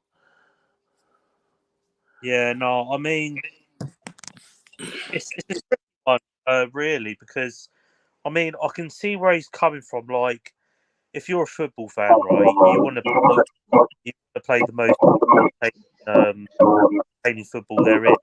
Uh, Stav, in routine. mute your mic, please. When yeah, that's better. The stream is going really well today because we're all muting when we're not talking. It's going really well. Sorry, Dex, go ahead. Yeah, no, like as I totally understand where like sort of understand where stats come from because if you're a football fan, right, you want your team to play a good style of football. Like you want to be sort of entertained. You want to win games in a very good fashion and all that. Um, like it is how it is, but yeah, I think it's a bit too early to judge Tuchel. Obviously, like he's been there. What is this? Is like his third season now, second season at Chelsea, something like that. But yeah, so it's coming to it's coming to a bit of a milestone now where managers in their third ish season they get properly judged because they've been there a while now. They've been getting the transfer back in, been getting their own players, have been implementing their own ideas. So really, you should be expecting like the manager and the team to do something in that timeline. But at the end of the day, it's early days. Like it's funny because obviously with us this season, people were questioning like the way we play, and people were saying about wanting Klopp out after 2 games. I'm like, I found it laughable, really. But then, like, we've been playing this way for ages. Like, people say, like, oh yeah, but we're not threatening enough in the final thirds. Oh, we don't defend well, and we're too vulnerable on counter attacks. But that's just the way we play, though. This is the thing about football, with especially footballing styles. You get the pros and cons. Every style and every formations can have their weaknesses, but it's all about having the right players in the right positions and for it to work. And it worked for us for years, brought us so much success. And like, yeah, but with Tuchel, I mean, at the end of the day, I can see where Stav's coming from. Let's just see what this season brings, and then if he doesn't get a trophy like a Champions League or something like that, because that will probably be the aim for him personally, to win a Champions League. Do you know what I mean? If he doesn't win that, then do you know what I mean? There'll be question marks over his head in his future. But yeah, do you know what I mean? Every manager gets judged on results and wanting to win football games and everything like that. But I think at the end of the day, I think what we got to remember is though, even though Chelsea were down to 10 men, and yes, they kind of looked dodgy at times. At the end of the day, they still managed to get the 3 points, and like you kind of got to respect them for that a little bit, because to win a game 10 men against all the odds is it's a little bit of an accomplishment in my eyes. Because if that was Liverpool, I'd be very, very worried. Like, we went down to 10 men at Palace and, like, we looked toothless, but Chelsea didn't. Do you know what I mean? They got their goals and they played really well. Do you know what I mean? So I think it's early days, but let's just wait until the end of the season. But I can see where Stav's coming from. You know, Yeah, Stav's a passionate fan. He just wants the best for yeah, his. He wants Chelsea to win trophies. He wants them to be back at the top, being competitive. Like, I totally understand him. I was that way about my club, and now look where we are. We're where we want to be. Do you know what I mean? So, yeah, I think it's early days, but let's just give Tuchel a bit of respite and see what happens, and then we can question him after the end of the season. yeah. I agree with you, Dex. Yeah, I know Stav is so passionate. He's like me. I'm very passionate. We are, but I'm willing to give him to the end of the season. See what he does. If he finishes in the top four, that's good enough. Plus a trophy. Nick, I could I expect. just ask Stav? Could I just ask Stav a quick Yeah, question? Actually, yeah, of course. so Stav, obviously, like, you obviously expect the best from Tuchel, right? What do you think, in your eyes, is what do you think is a good accomplishment for Tuchel this season? Is it a Champions League and top four, or is it a top four finish and a FA Cup and a Carabao? Like, what do you expect the best out of him now he's got like the financial backing? I just wanted to get your opinion. I expect him to get closer to the top two, points wise. If he does that, we're going to finish top four. But my issue is that it's 18 months now. Everybody said that when he first came in, it was a temporary system, but it's not. He's going to stick to it even now. Right? It's going to be 2.5 years by the end of this season that'll have been here. And yeah, he's finally getting backed, right? But I watch German football as well, and I watch Dutch football, and I watch a bit of French, and I'm now watching Espanol, right? I'm not seeing him changing. He's not going to change. He's too stubborn, right? And for him to turn around and say midfield's not an issue makes me worried. It shows he's not interested. I'll tell you something else. Yeah, what's really funny? You know what? People say this about Klopp because Klopp's very stubborn as well. Like he said that we didn't need to sign a midfielder because we had loads of cover, but then he came out literally a couple of days ago and said, oh, the fans were right. We need to get a midfielder, and we're working to get a midfielder. So, do you know what I mean? I think that's just a way of. I think German managers in general, they're just stubborn in their own ways. Like Klopp's like that sometimes. Do you know what I mean? When things don't go his way, do you know what I mean? He tends to say that, oh, this wasn't the problem and all that, but it was. Do you know what I mean? So I think it's just German managers in general. Yeah, but they don't see Tuchel turning around and using that sentence. The fans were right. He's never going to use that sentence. It's We don't know the stuff. We don't know to the end of the season. Nick, I never said sack him. No, Never talked about sacking him. no, of course Right? not. And then when David asked me about Roman sacking him, I said no, and I don't think Roman would have sacked him. You didn't say that. No. What we want, you know, for me, it have to be top 4, yeah, and a trophy, and then you know he can have another year. You know, that's the we should be happy if he does that with all the problems we had, new owners. You know, it takes time to. Nick, yeah. I'm not even expecting a trophy, right? I don't want a trophy. Yeah, I'd love one, but I'm not expecting it, right? No. But I want him to use the players correctly, let them express themselves. He's not doing it, Nick. He's not doing it. He's not doing it. We all want him to, you know, in their position. But he's thinking different. We can't change his thinking. You know, if he's thinking different, right? Yeah. And he's not addressing the midfield, for example. Let's just talk about the midfield. I mean, 35 was on about defenders at Alaba adapting from right to centre to left and all this. It's easier to do as a defender to move across the line, right, than it is to be a box-to-box midfielder and suddenly be playing up top in the front three. It's a totally different thing, right? It's different. It's different when you're a winger who likes to hug the line, right, get crosses in, create, and all that, and then suddenly you're playing inside forward. That's difficult. It's different, right? So the defence. The first thing he said was he wanted 3 defenders, 3 centre halves. That was his first request. He's not getting them, but why is he asking for 3 centre halves from day one? Because he intended to continue with the system, right? And what's he going to do now, right? If we get Silva can't carry on playing, we don't even know if he's going to be fit for Tuesday. You saw the way he left the pitch, right? Yeah. So if he's out, he's either going to be forced to start Fofana if the deal's done, right? And what's his name will be back.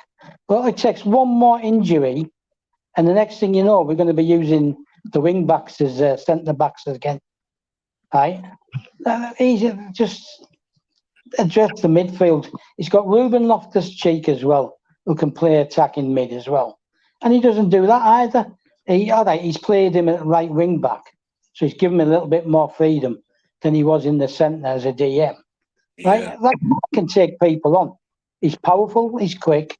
Right, he can stride really, really strongly, right, and he's got a good finish on him. But even as right wing back is restricting him because his main objective is to get the ball in the box. Yeah, I'd rather see him going in the box. Right, he's got another season. I never said anything about sacking him. Right, he's getting back now. He's getting the players he asked for. So it's now on his head. But I still don't understand the midfield thing. Where he's saying we're not going to get a midfielder because apparently I've read today, right, that De Jong, right, is going to accept the pay cut. He's not getting it, no. But you know why we're not looking at like Ruben Neves? Yeah, but he's not, is he? But he's not, is he? No, we're not. We definitely need a defensive mid. I'm sick and tired of watching Jorginho running around like a headless chicken, right? Looking to play a pass and not knowing how to play the ball for. He plays the ball. He plays it over the defence and it goes out. It's nowhere near the player he's supposedly trying to pick. He does it once every 4 or 5 games, right? What's the point of him? And he can't defend either. One big said yesterday, nearly, could have cost a goal when he lost the ball again. But he's not that bad, Jorginho. For me, he's not. But he's, you have to have the right players around him, and we haven't at the moment. Let's move. Let's welcome Bobby because he just come on. Bobby, nice to see you on. What do you make of the game yesterday? Yeah, hi Nick, hi guys. Yeah. I don't know. I think is it certified that kind of started this trajectory. I think we need to take a step back. Sometimes this is the sort of things we all love Chelsea, and when you love something so much, you can be over focused on the bad things that you see. And sometimes when we are over focused on the bad things that we see, we kind of give ammunition for rival fans to try and call us things like plastics and that sort of thing. Look, we've got to take full perspective of this.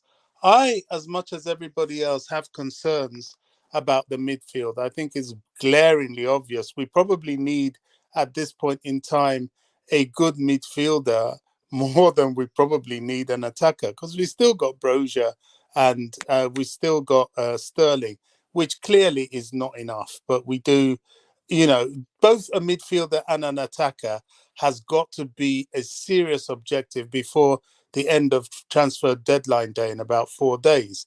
Now, people are talking De Jong, De Jong. I'm not even thinking of De Jong. I don't, I never believed that story from the beginning. If it happens, fantastic. But I never believed it. Neves is going to be really, really difficult. It's going to cost all sorts of money. And, Wolves clearly don't want to sell him. So I really can't say who, unless, because we have money at the moment, we turn around and do something audacious and drop 100 million for Declan Rice. I know some of you here don't like him, but he's certainly better than Jorginho. But Yeah. that aside, I want in the perspective just to say this. Look, Thomas Tuchel, like any other great manager, he's in a rebuild, right? Pep Guardiola, when he came to Man City, his first couple of seasons was he was getting caned left, right, and centre. We turned them over 3-1 at Man City. He had to get rid of I always forget his name, the England goalkeeper. He had to get rid of eventually Yaya Toure. He had to rebuild that squad in his own image to what they are now. Jurgen Klopp, when he came in after Brendan Rodgers took Liverpool to second place, he was about, 2-3 seasons out of the top 4. A couple of those, they didn't even win anything. He had to rebuild. Yeah. So, yeah. So, Tuchel really relatively has just started. This man came in with a squad full of players accumulated for about 5 different managers. He also came into COVID, a situation that was absolutely bizarre. Within COVID and all the injustices we suffered then from the footballing authorities on and off the pitch, we then get a sanction, which was absolutely unprecedented.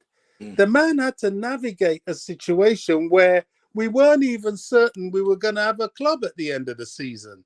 So I think we've withered quite a big storm. And now he's trying to rebuild. We're not doing what these other teams are doing, and that's topping up on their squads. We are rebuilding. And, people talking about Mason Mount, Havertz, and look, Mount is suffering from conditioning. He's one of those players that because of how he plays, he needs a little bit more. Whenever he stops, he needs a little bit more in a season in terms of pre-season to get back to his best, because he's always hustling. And when he's not playing that hustle game well, he looks deficient. So there's nothing wrong with Mount. He'll get back to what he's doing. It's just with time he needs to get there. Havertz, the same thing. People didn't really see what Havertz was doing yesterday. I know you were there, Nick. He was hustling. He was pressing.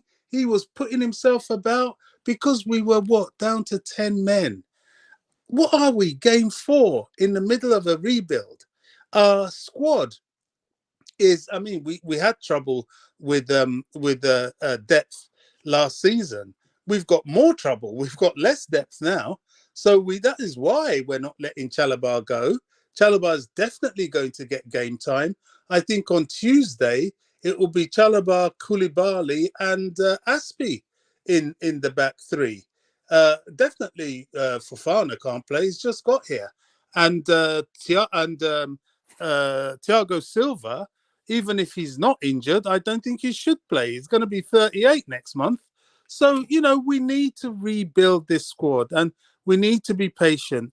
We're 2 away from the 6 players that was promised to Tuchel at the for this transfer window, and the rebuild continues. There's also a long-term vision. We've got this Russian kid.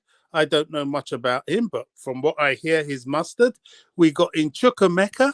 We got in Cesar, what's his name, Casadi. We got in Slonina. So we're building both long and short term, but it's going to take a bit of time. And yes, I do get frustrated with Tuchel. I don't like this persistence of playing Jorginho all the time. I think he's part of our problem. I think with the midfielders we have, we can use them better. But maybe Tuchel's trying to make a sort of point. I don't know. It's ridiculous. But I understand. I'm prepared to weather it out, because every single one of these managers, no matter whether they're Klopp, whether they're Guardiola, they're always going to have this thing that they do in their stubbornness. And they continue doing and doing and doing until all of a sudden they get all the players they want, and then you see the success of their own blueprint. So we've got to give Tuchel that grace and weather the storm. At Chelsea, we're used to success. We are the only club that could have done what we did. When we had a transfer ban, our academy is so strong that they took us through that ban. I can't think of any club that could have done that. Those same crop of players just had a few additions when we came out of the ban. And what did they do? They went and won the Champions League. So, we've got a unique way of surviving. And because of that, it's given us this sort of sense of almost entitlement. Oh, we should be doing this, we should be doing that. I think the game against Leeds told us that you shouldn't be doing anything. What you should be doing is being able to win, to be at your best and win football matches. And we will do that. I am hoping, and I quietly believe, that before the transfer window's up, we will find a midfielder. Don't know who it is. The De Jong thing is still not over, but I don't have confidence in that. But we'll find someone, and we'll find an attacker. We've got to. We quite simply have to. So let's give him time.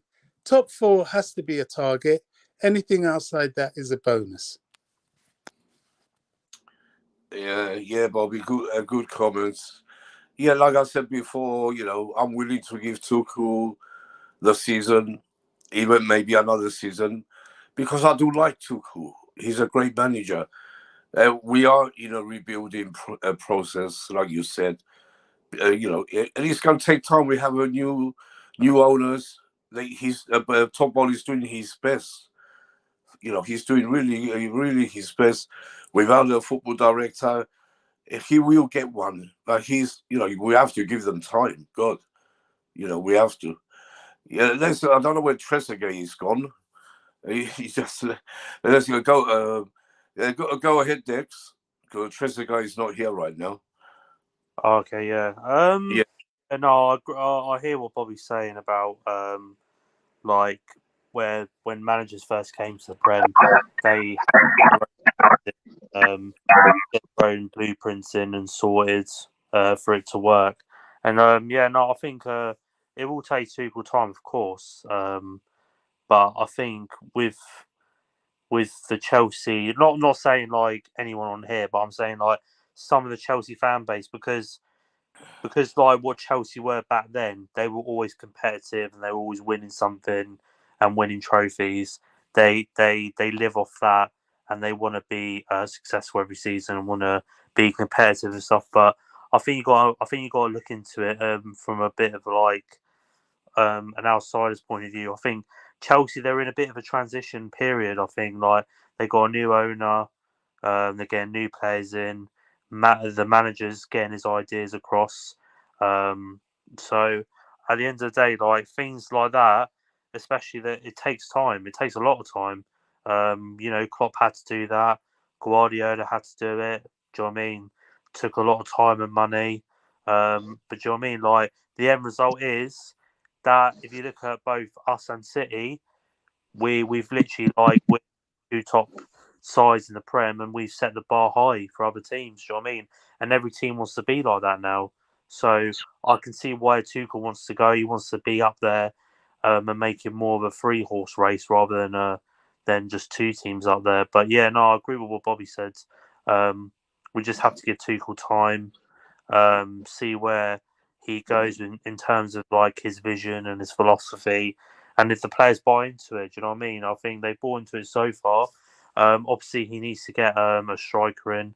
I've said it loads of times that a striker is definitely needed, because I feel like sometimes when Chelsea don't get enough chances in the box, sometimes they don't get converted, and like you need that number 9 in there that it's just going to get on the end of things. You know what I mean? Get you goals from wherever, because that's what you need as a striker in that formation.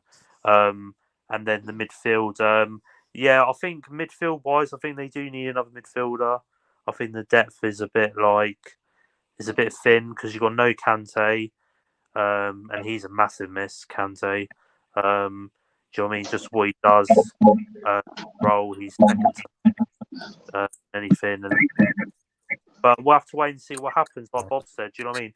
Anything can happen in the transfer window. Nǹkan tó So bá yeah, tán náà ó tán fẹ́lẹ́ dà ìmú tí wọ́n ti lè flag mi mọ́ǹtì ni wọ́n máa bẹ̀rẹ̀ sí flag mi fáwọn kìnìún rẹ̀ kò ń tàn but tó bá ti tó stage kan.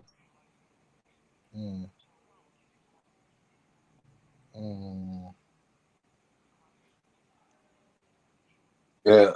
Adi, what you saying? Adi. Nick. Yeah. I'm here, Nick.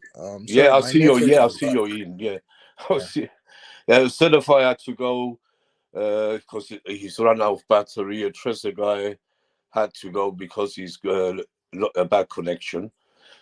So yeah, he has 5. There's 5 of us anyway.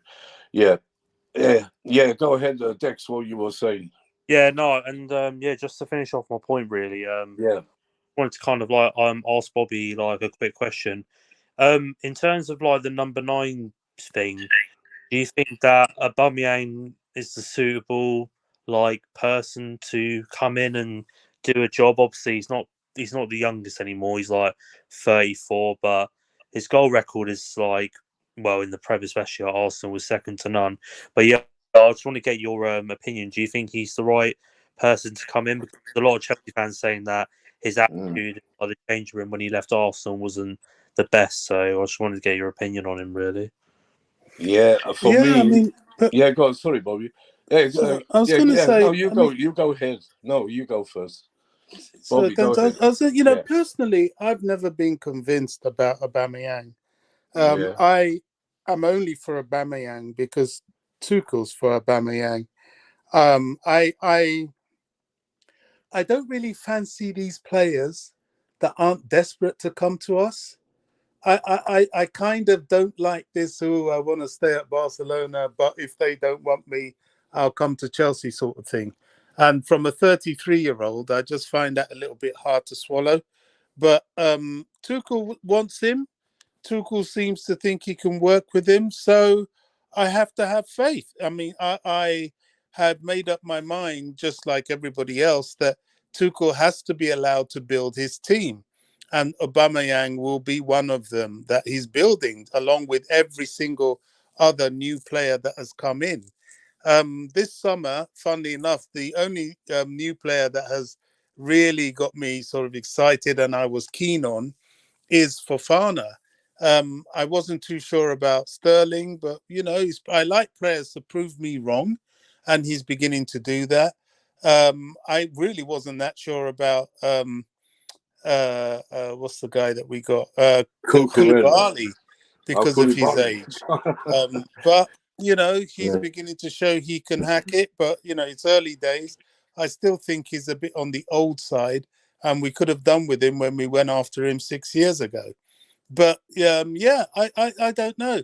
Aubameyang, I'm resigned to Tuchel's choice, and I'm just hoping he's able to come and do what he did when he first joined Arsenal. You know, remember how many years ago was that? And yeah, you see him knock in the odd goal here and there because you know, form, you know, class is permanent. However, form does go, and we shall have to wait and see on that one, if he even joins. Yeah, Bobby. Yeah. Go, Sav. Go. What do you think about the question? What do you think about Aubameyang? No, I've said all along, right? I don't care who he wants, if he can get him, right? Because ultimately, right, he's got the players he wants, or he's getting the players he wants. So if it don't work, then it's on his head, innit? Or around his neck, however you want to put it. But I never said sack him, right? My main gripe that I know that. I know you never said sack him. Yes. My main gripes are, right? But like I said, I can't slag off Jorginho because he doesn't pick himself, does he? Right? I don't see what the hell he gives us. I keep hearing about people going, oh, well, you know, he's slow, he keeps the tempo going, he controls the tempo of the game. Why do you need to control the tempo of a game with a low block defence in opposition when they're all sitting back deep? There's no tempo, is there? They're just going to counter. There's no tempo. The only control of the tempo he has is he slows everything down too much. So you're not really getting at people's throats, right? And that's my one bugbear. And the other bugbear is go and buy the players you want, right, in your system, right? And the players you've got, you use as squad depth, whether that's Mason, Harvard, Gallagher, whatever, Brozier, right? But use them correctly in their proper positions. That's my second gripe, right? And the third one, right, is the way we have dismissed people like Ampadu, Billy Gilmore. Some people won't agree about Billy, but I think I would pick Billy, right, ahead of Jorginho 100 times out of 100, right? Because he'll give 100%. He'll get stuck in. He's good against and resistant to the press, right? He's got a better ball distribution. He's got better vision. He can move with the ball. Jorginho doesn't do any of that, right? As soon as Jorginho gets the ball, he's pressed. What does he do? He looks for the foul and goes down like a sack of potatoes, right? But I just want to clarify something. When Pep took over at Man City, right, he still kept Fernandinho, right? He still had company, right? He had Aguero. So a lot of the squad was already there, right? He tinkered with it and he tweaked with it, and he came and he tried to play the same system he played in Spain and Germany and got caught out. So in the second season, he adapted his system to suit the Premier League. And what people are forgetting here is he won the league and the Carabao Cup in his second season in England. All this, he took 5 years or whatever, or 3 years or whatever. He didn't. He won it in his second season, right? Let's get that straight. Right? The great managers are top managers, and it pains me to call him that, but he is. Adapt. And they use their squad correctly. Now, he played with a false nine last season because Aguero left, right? And when he played the false nine, he rotated them. They weren't the same person every week, right? Whether it was Sterling, whether it was Jesus, Sometimes he even played that idiot from Villa, Grealish, right? He moved them around. And now he's gone out and he's bought 2 strikers, right?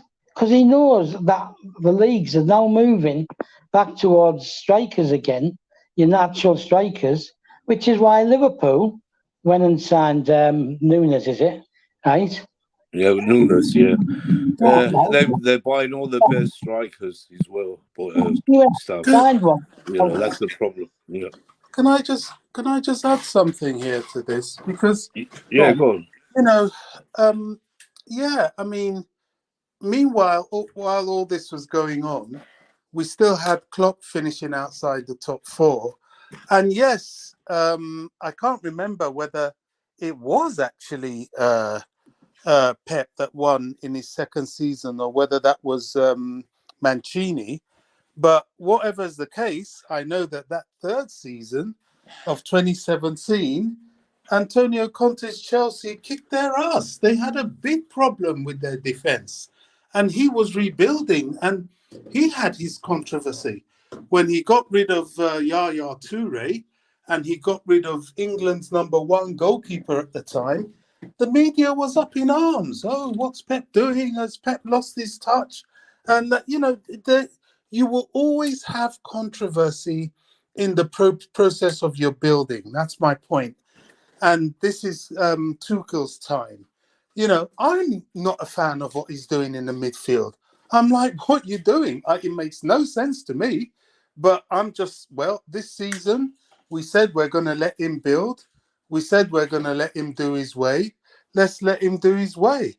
If he can't see that Jorginho's a blooming liability in there, well, it's all on his head because he is a liability. He does slow things down. He doesn't particularly beat the press. He is the cause of, he should be, as the mature midfielder, the person supporting Gallagher, not the other way round. That's why Gallagher's having a tough time because he's having to carry this so-and-so. But, there we have it. I think 4 games in, we've got to just let him do his thing. We've got 4 games in the Premier League. The 5th on Tuesday. The transfer window ends by Thursday. He's had 4 first team players in. I know there's been a load of youngsters in as well. Let's just see what happens. I don't think having 6 new players is enough. I think Chelsea need about 7, probably even 8, because of the people that are leaving. But bear in mind, he is having a clear out. Getting rid of Lukaku with his massive wages is a big thing. Well, we all don't want to go back to that story. Getting rid of Werner is a big thing. Callum going out on loan again is a big thing. Ziyech going is a big thing. These were all our misfiring forward line. And he's doing something about it. So we have to see what the outcome of what he's doing is. Yeah, I completely agree with both of you. I see Sal's point. I see your point. I agree. I'm in the middle. I want to see Tuchel succeed, Bobby. I want him to do well. For me, he's a great man. I like the way he talks. I like, he's stubborn. We all know that, but we have to give him the chance to do his way. Bowley, he's giving him the chance, so why shouldn't we? And Roman put Bowley, trusted Bowley, for a reason. So, and, wait a minute, Stav, you can come in a minute. Yeah, I just want to say, we have to judge him end of the season. I still predict we're going to finish second. I think he will get it right in the end. And we will challenge City. And next year, we have to win the league next year. It's going on too long now. We, expect to win the league next year when he's going to have all his players in. And let's see what happens. But, that's what I expect. I don't know if it's going to happen, but that's what I expect. I'm very optimistic, as you know. Yesterday was great to be back at the bridge again. Thanks to staff for getting me his friend to give me his season ticket. Yeah, that was a great city as well. I had a great view. A great view right on, the east stand next to the Matthew Hardy, right up there. Great view. A great atmosphere as well. Usually I'll complain getting into the East Stand and no one is making noise, but yesterday they did, because all Chelsea fans were up for it yesterday, desperately up for it, because we wanted to win so badly to get back on track, and we done it with 10 men. So we have to applaud Tuchel for that, and I did and I do. For yesterday's what he did with the team, it was good, because we never stopped attacking. We didn't sit back and try to defend the 1-0. We went for them. We should have won by more goals, really. Anyway, yeah. Let's move on. Sam, you want to say anything else about that before we go to? Then we move on to the ratings. We give the ratings for each player after you have your say, of course. Yeah, just to clarify, right? Yeah. Man City have won 5 league titles.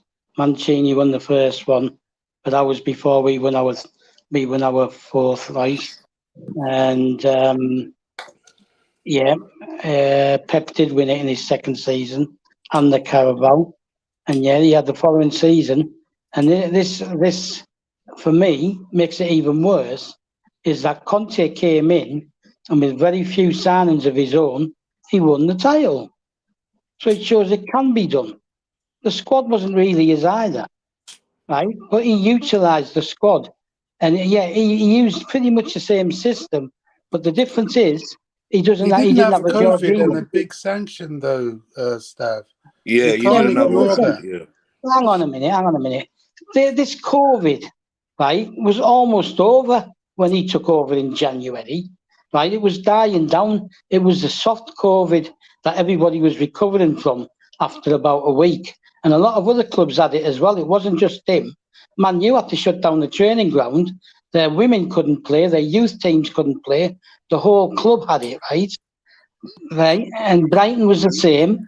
So we're not the only ones that had that. And he's not the only coach who had that. But that was dying by the January. Yeah. Yeah, he did have it tough. He did have it tough because The other thing, let me just say this stuff. The other point is Conte. When you remember, we went to Arsenal and lost. Was it 3-0? We lost 3-0. He changed the system, exactly. That's what we want to see from Tuchel. If it doesn't work, try something different. That's what I want to see. Conte That's what I'm saying. That's what I'm saying. That's what I'm saying. Right? We lost 2 games, one to Liverpool at home, and we lost away to Arsenal. And he changed the system, right? And he changed it to the back 3. But the point is, their system doesn't have an idiot like Jorginho in the midfield stopping the flow and slowing everything down. They play the long ball as well sometimes, right? They bypass the midfield a lot as well, right? Even now with Tottenham, right? It's not all played through the midfield. They use the wings, and the wide men play wide. That's the difference, right? It's okay saying that Ziyech was misfiring, so-and-so was misfiring. Yeah, because they're playing inside forward. They're not playing wingers.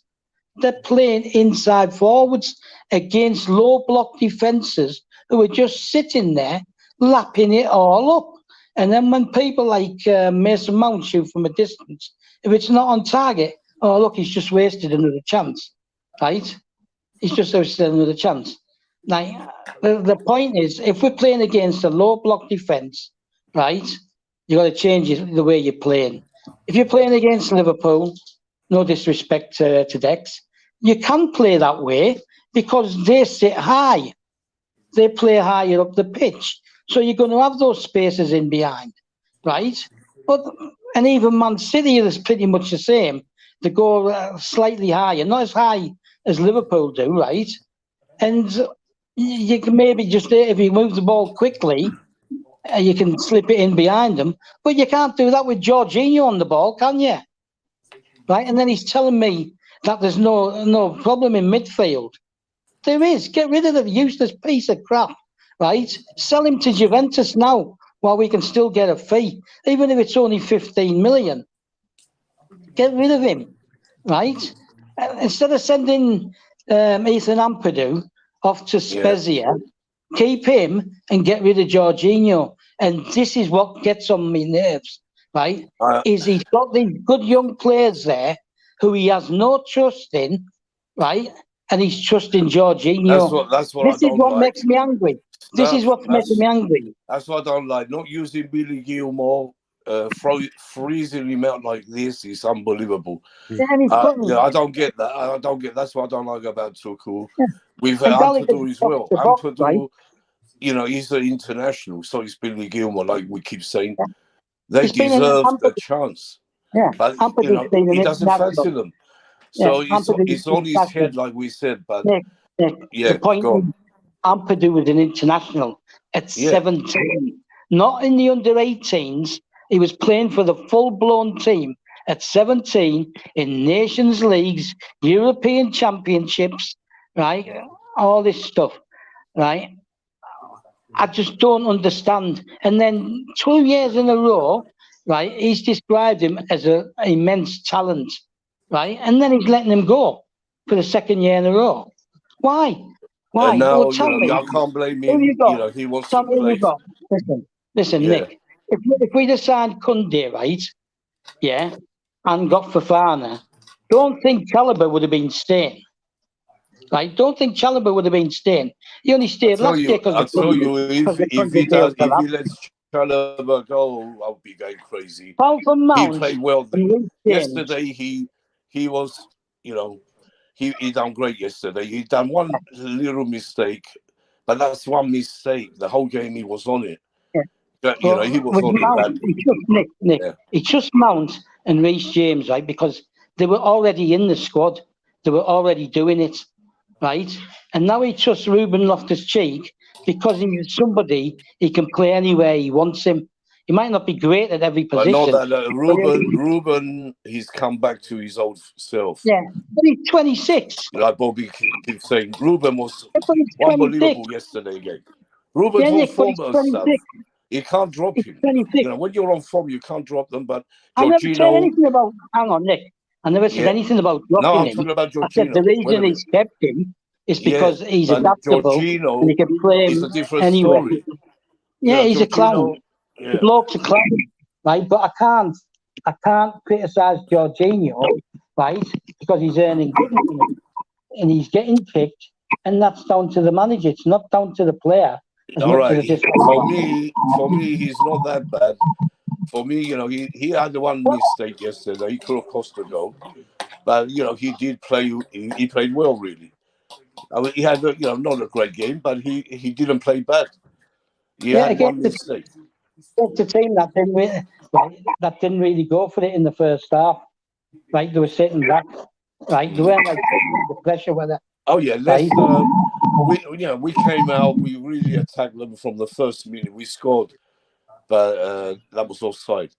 Was it? Yeah, it was offside. That we should have had a penalty, which was pretty level, I think. Again, VAR cheated us. It was level. It was level. They said they're going to give it to the attacker. Why they didn't give it to the attacker? And then we started singing.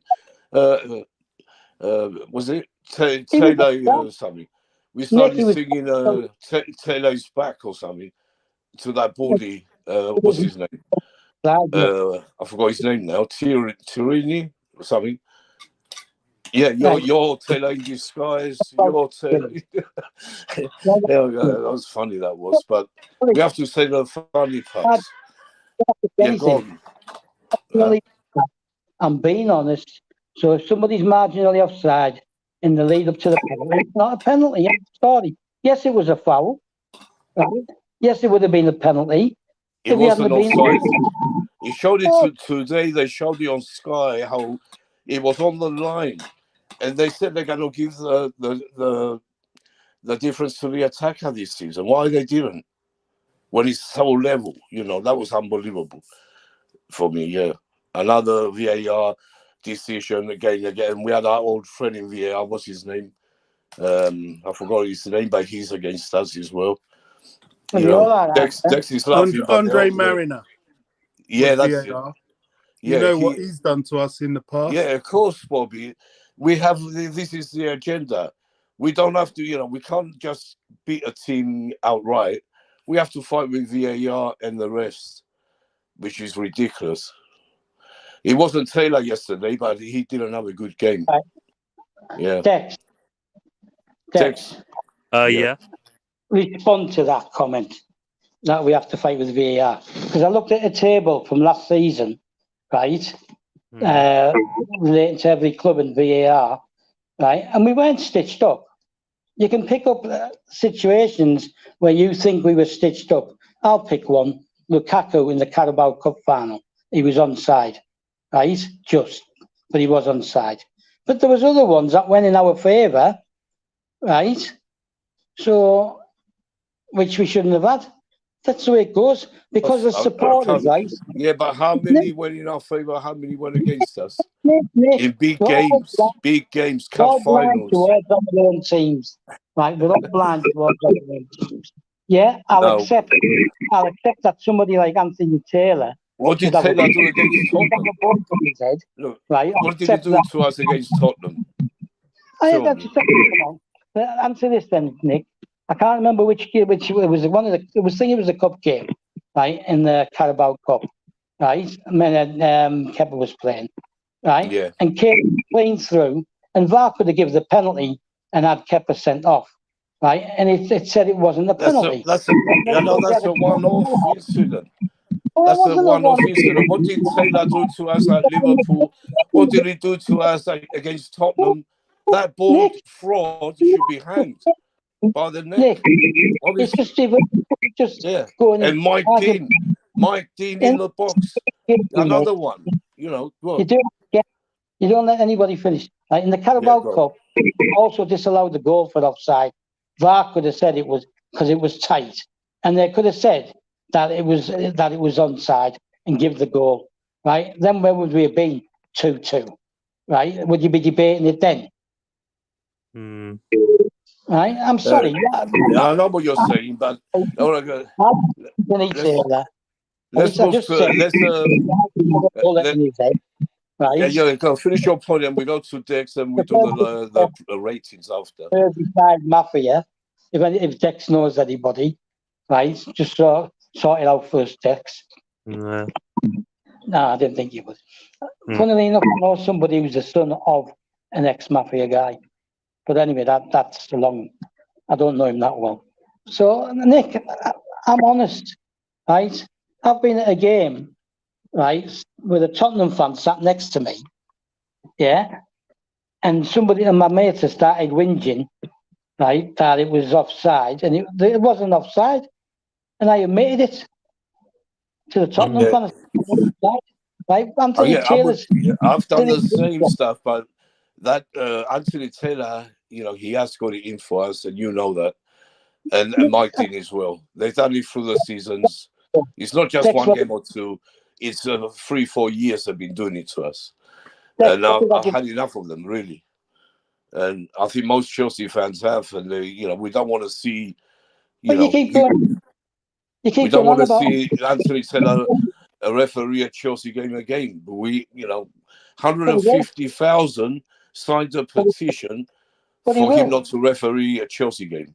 I don't know what's going to happen if he comes to Chelsea again. I don't really know. And if I'm there, he better watch out. Wasn't there a petition? And it didn't make any. Right, look, right, they're never, the referees' bosses are never going to say, right, that he got it totally wrong, or he's biased, or he's a cheat, or he's a crook, right? Yeah, Mike Dean admitted it. Mike Dean said they were wrong. Both of them were wrong. Yeah, you admitted it, but it's not going to change anything, is it? No, it won't change. That's the problem. We'll get games. Just have to learn. Listen, right, Anthony Taylor did, and Mike Dean did games last season, towards the end of the season, and they were all right. They let us get away with things. Yeah, because they were so bad before, they had to make it look good. That's all. They had You to make sound, it look good. you're They had to sounding like make a dick. themselves look good You're because sounding they like knew a dick. Chelsea. They, supporters were onto them, and they didn't like it, and they were scared. That's I why. think Dex turned his camera off because Yeah. No, I Dex think is still here. Yeah, he's go on, laughing. Dex. Say you want to say something. Go ahead.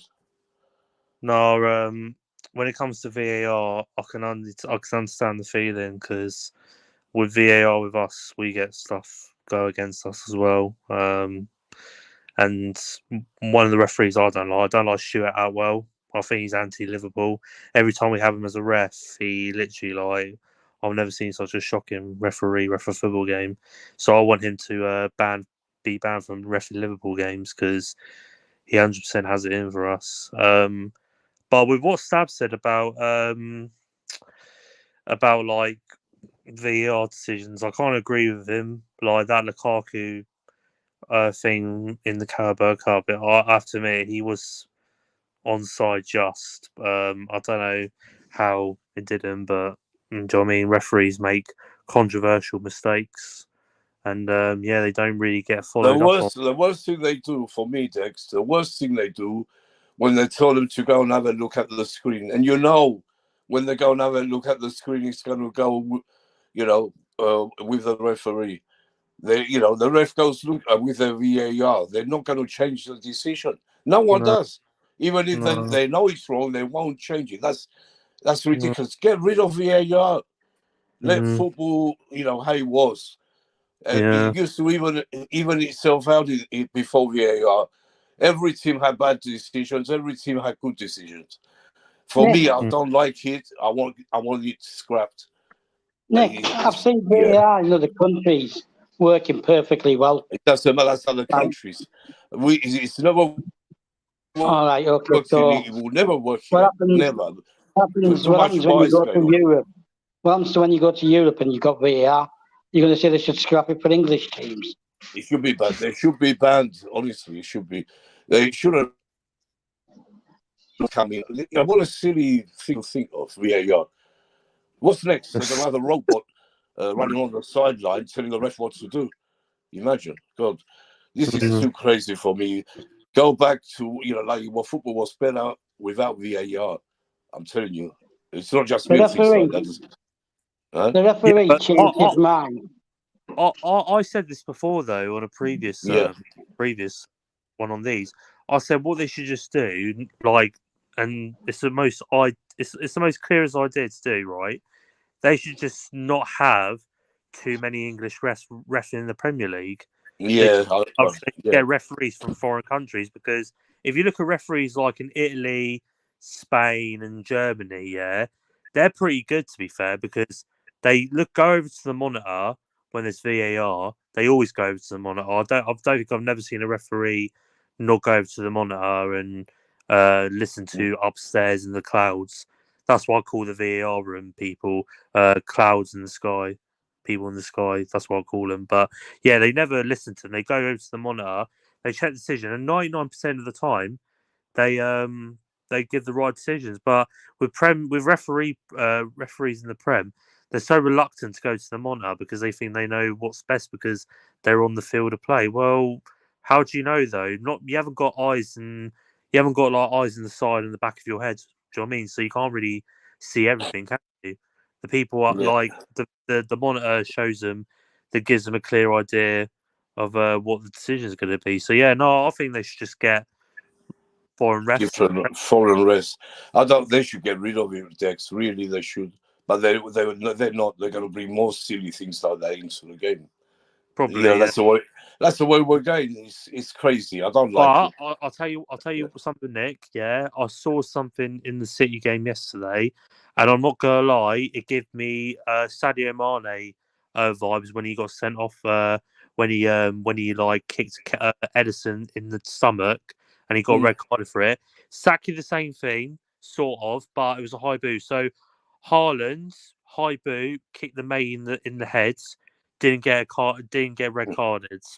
Didn't even That's get it. checked by VR, and I'm like, there's a picture of it on the internet, and I saw it. I'm like, right. So It's crazy. red card. So you send off Nunes for headbutting someone, which fair enough is a red card, but you're not sending Haaland off for high karate kicking someone in the head.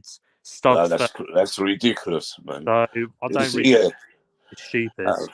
it's crazy at the moment. It is, but we have to live with it. That's the problem. And let me just mention, we have a Leeds fan in the chat.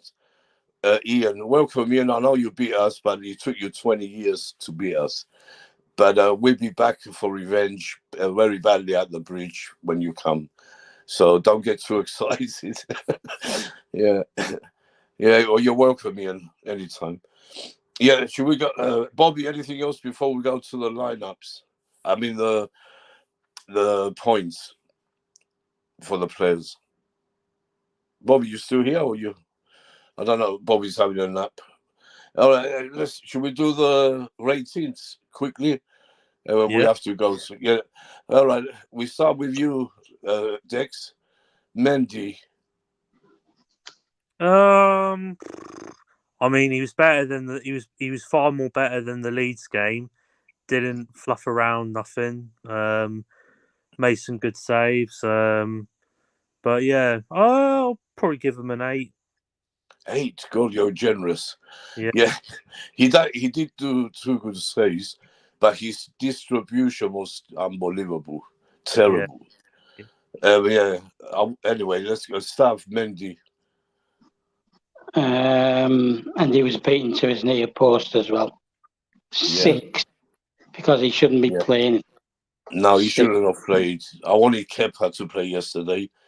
And I like Kepa's attitude on the bench. He was, cheering the players on, hugging them. He was great to see that, But Bobby, you here? Bobby? Yeah, I'm back. Oh, you're here. Yeah, we just doing the ratings. We started with Mendy. Yeah. Dex said 8, Staff says 6.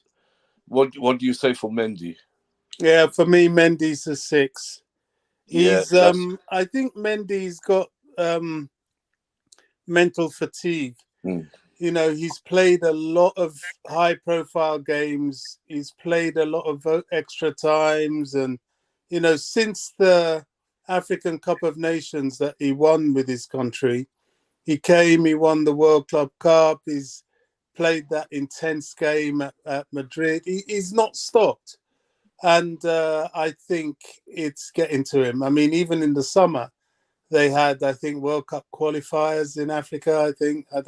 So you can tell, that Leeds thing. He's never been great on his feet anyway, but that Leeds thing is an example of he needs some time out. He needs a few games sat on the bench, really. But he did well yesterday.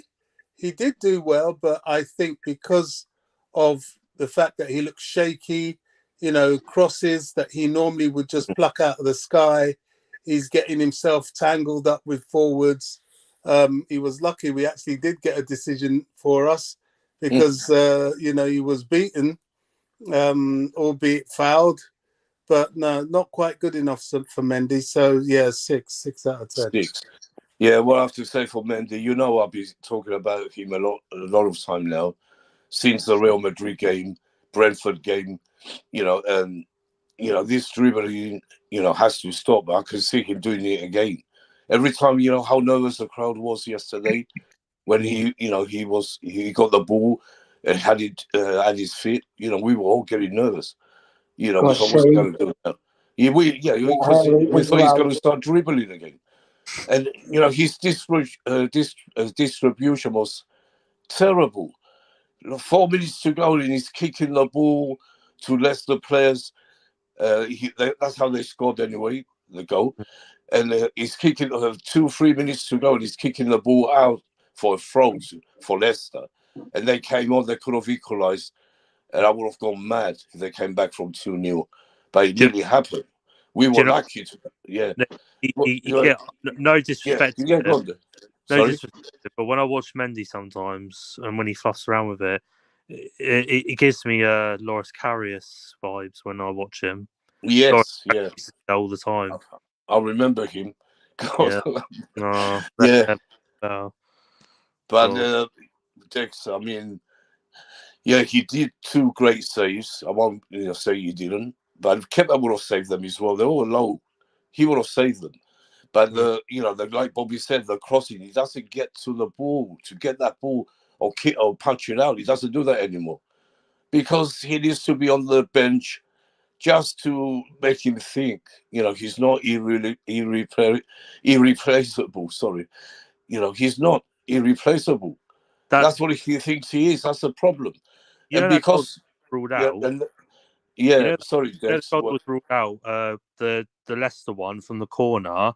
To be honest, that was lucky to get ruled out because Mendy came out for that, but then he didn't get it, and then it went in the net. Like if you're committed and you got to get that out, you got You to have be to like get the ball. or And punch. thank God, it was disallowed. But you're right. He needs to be on the bench for his own sake. I'm not saying I don't like him. I liked him when he came in. He was great. Kept so many clean sheets, but he's not the Mendy we saw that time. He's different now. He's making too many mistakes. Kepa has to be given the chance, but I know he won't because, like Stuff keeps saying, and I keep saying, we all say, Tuchel was too stubborn to bench him. Yeah, I'll give him. It's hard for me to give him a 6 even the 2 say I'm going to give him 5.5. Yeah, 5.5. I told you that the other night, right, that he wouldn't drop him because of Yeah, the I know. way. I know that.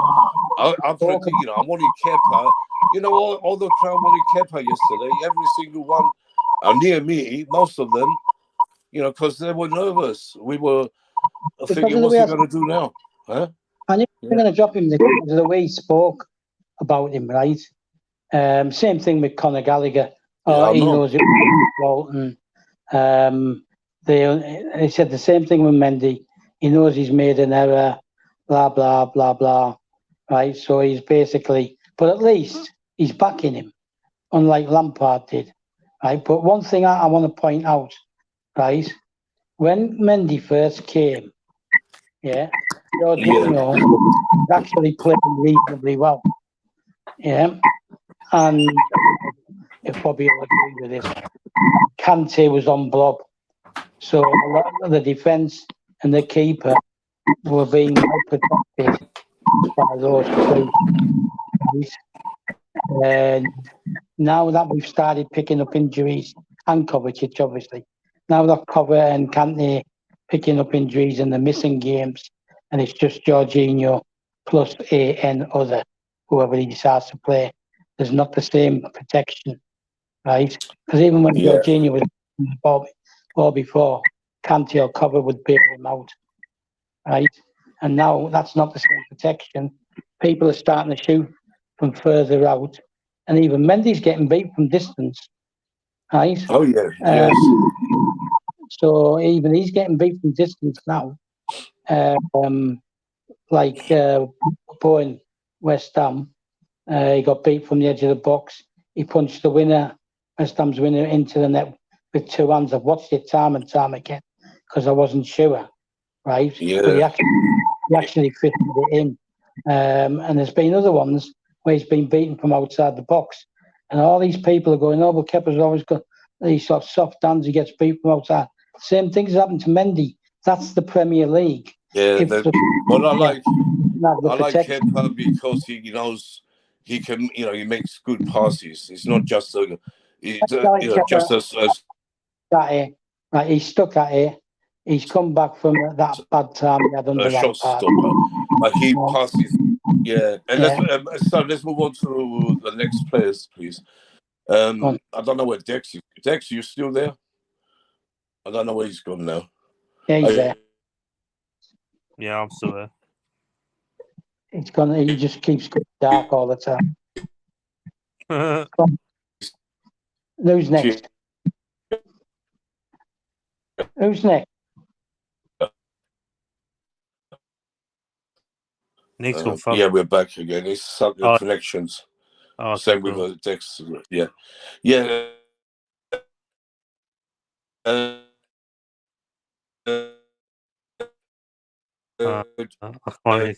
Dex. Yeah. I don't know what's going on there. It's just Trevor Chalobah. Can you hear me? Yeah, I can hear you. Yeah. Trevor Yeah. Chandler. I mean, he did all right apart from that one mistake, but you know, what I mean, it doesn't really define anything. I'll probably say 7.5. Yeah, pretty fair. 7.5, yeah. Yeah. Bobby? So just quickly before I get on to Trevor, I've got to say, Kante and Kovacic, they paper over a lot of cracks in that midfield because their workload is twice as much because they're always carrying Jorginho. That's why they get injured a lot as well now because they've got no one in there really helping them when they play with that guy. But anyway, going with Chalabar, I'm going to give Chalabar 7. And the reason I'm going to give Chalabar 7 is because he played right centre-back and left centre-back yesterday. We know he can play centre-back as well. Chalabar is evolving. It will be foolishness both on his part and on the part of the club to let him go. He needs to be there. He is the future. He will gel and learn from the likes of Koulibaly and Silva and gel with Fofana because two of them are the centre backs that are going to take Chelsea forward. So I think he did well. He had a few moments, but I'll give him a 7. I remember one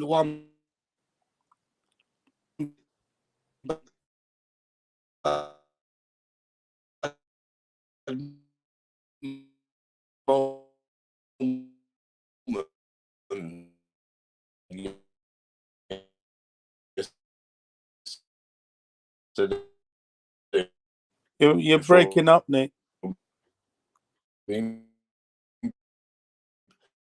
But he was everywhere. He done a great job.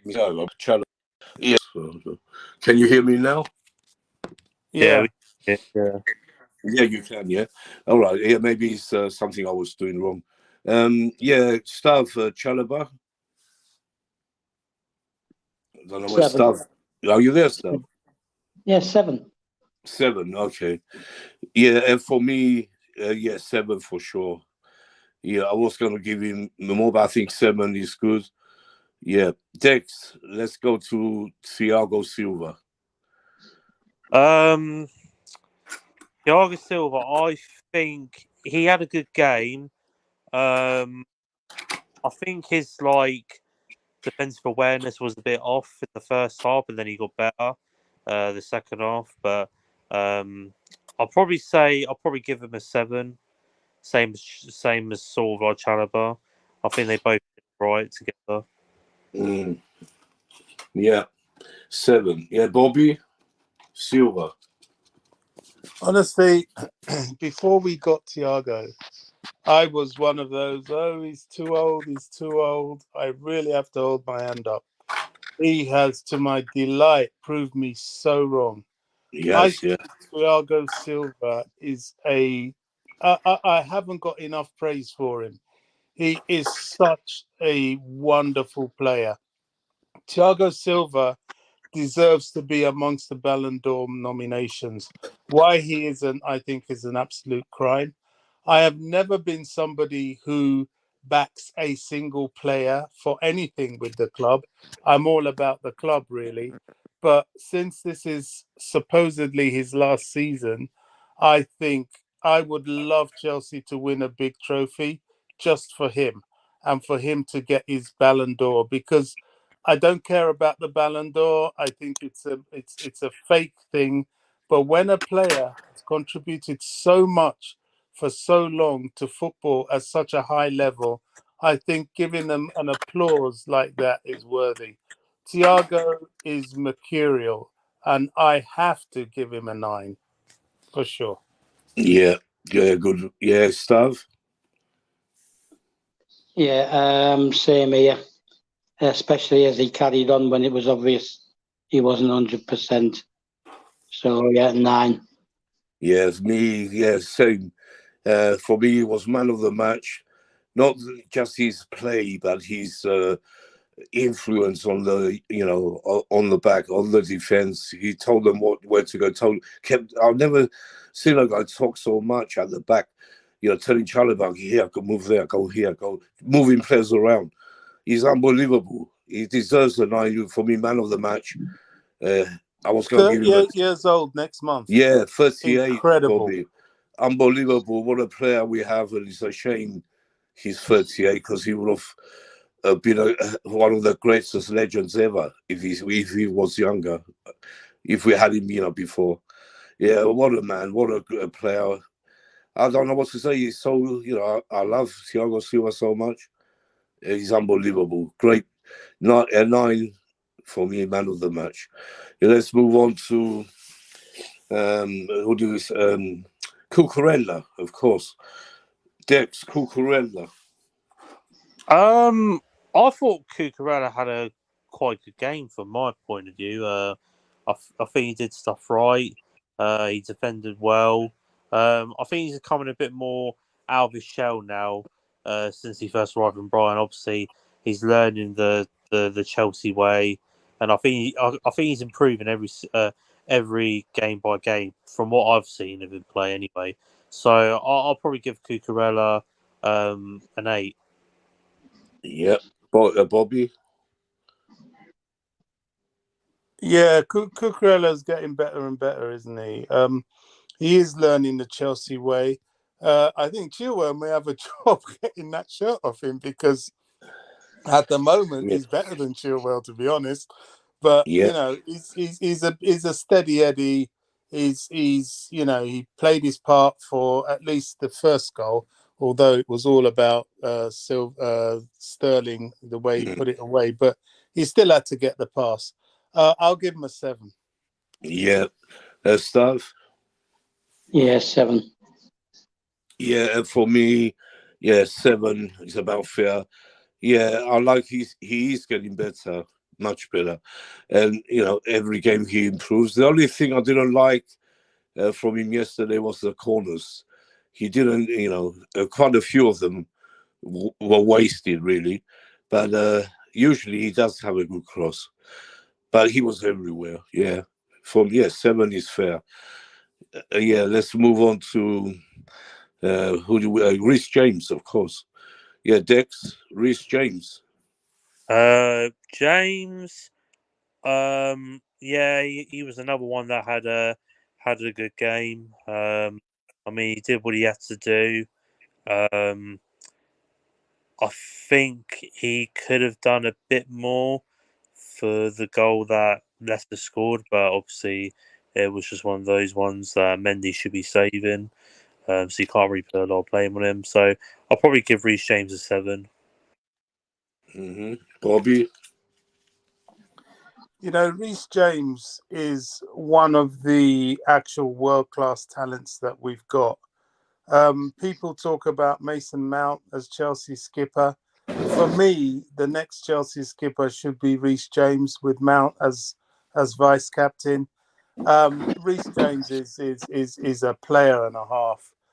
He did well yesterday. Set up the second goal, hit the posts. I'll give him an 8.5. Yeah, Stuff. I'll give him an 8. Yeah, for me, he was really good. After Silva, for me, it was Reece James in the picking order. I mean, 8.5 at least. Yes, he was a great breaking up play, defending, attacking. He was everywhere. Yeah. We move on to Loftus-Cheek, Dex. Ruben Loftus-Cheek. Loftus-Cheek, I'd probably say same for Reece James, but I'll say he was a bit more advanced in the game. Tried to get on the ball a bit more, but I'll probably give him a 7 as well, Loftus-Cheek. He did what he had to do. Yeah, Bobby. Yeah, I've got a lot of time for Ruben. I met him as a kid coming through the ranks when I used to go watch them at Cobham, and through all the Youth Cup wins. I was there to see him. I've watched him develop. He had a terrible injury, horrible injury, and he's fought his way back. We're beginning to see what Ruben is about. You know, left foot, right foot, head. He can shoot. He hasn't found that his range to score yet, but Ruben will score. The key to Ruben is he has to stay fit. If Ruben stays fit this season, we're going to have the ultimate player on our hands. He adds depth in several positions. This is why Thomas Tuchel likes him so much. Ruben did well yesterday. He's probably one of the reasons we managed to survive and win the game. I'm going to give Ruben an 8.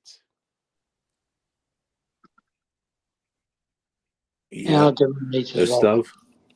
I'll give him an 8 as well. Yeah, for me, yeah, he was great. He was great yesterday. You know, he could have scored. He nearly did, but his overall play was really good. It's like I've seen the old Ruben, you know, when he first came into Chelsea, and I think he's even better now. He's really proved me wrong because I was, you know, what I was saying, you know, he wasn't that yet and all that, but that was to do with that big injury. But he's great. The last few games, he's been one of our best players. Yeah, 8 for sure. For me. Let's move on to our friend Jorginho. Tex. I mean, I think he had sort of a better game than last week, but I didn't really see much of like what he contributed going forward. Really, maybe a couple of like here and there, but nothing too exciting. I mean, he did sort of do his job, but then I don't know. I'll probably give him a 6.5 for being generous. Bobby. Oh, you know, Georgie's a luxury. You know, I know the back pass by Cucurella was what really created the problem for Gallagher. But when you look at the age of Gallagher, the experience of Gallagher, Georgie offers us nothing. Had that been Kovacic or Kante on the pitch, they would have been the last man, not a flipping 21-year-old kid playing only his second full game for the first team. I just find he's a luxury. People say, yeah, he did a few nice touches here and there, steals the ball here and there, but this is what Georgie does. He pulls wool over our eyes, slows down the game, puts the defense under pressure. Nah, not good enough. 4.5. Yeah. Well, I think it's blatantly obvious that he's never pulled the wool over my eyes. You know, for a long time. I'm going to give him a 4, and that's purely because he was wearing a Chelsea shirt. No other reason. I just can't stand seeing him. As soon as I see his name on the team sheet, I just go, oh, for God's sake. What's going to happen today? Yeah.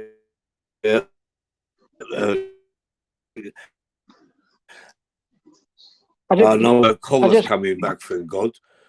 But, yeah, you know, when we had Cover and Jorginho, yeah, what? Sorry? Yeah, because covers. Yeah, let me just. That's why he's getting injured. I know. Let me just finish what I was saying. When we had Cover and Jorginho, if you remember, when they were, you know, we were really good. They suited each other. They were really playing good together. And we had Kante a lot of times on the bench. We were using them too. But I know he's not the same now. Jorginho, you know, for me, he's not a 4 or 4.5. You know, I have to get. He had an average game for me yesterday. He made one terrible mistake. We luckily it didn't cost us, but I have to give him 6 average. So 6 for me. Yeah, let's move on to Mason Mount, Dex. Yeah, it's tricky with Mount because he's a good player. He's a lot of potential, but I feel like just sometimes he just goes missing in game, and he goes a bit quiet. I mean, he did do well in the first half, but then I think as the game, obviously I don't think you can put it all down to him. Like they had 10 men, but like I think like he could have done a bit more. But yeah, I'll probably say give him a 7, probably. Okay, Bobby. Yeah, I mean, Mason's game is based on his fitness, high octane, energy, pace, running around. His conditioning is not yet there. This is why Mason is looking out of sorts. He's not fit yet. It was disappointing from him yesterday for that reason.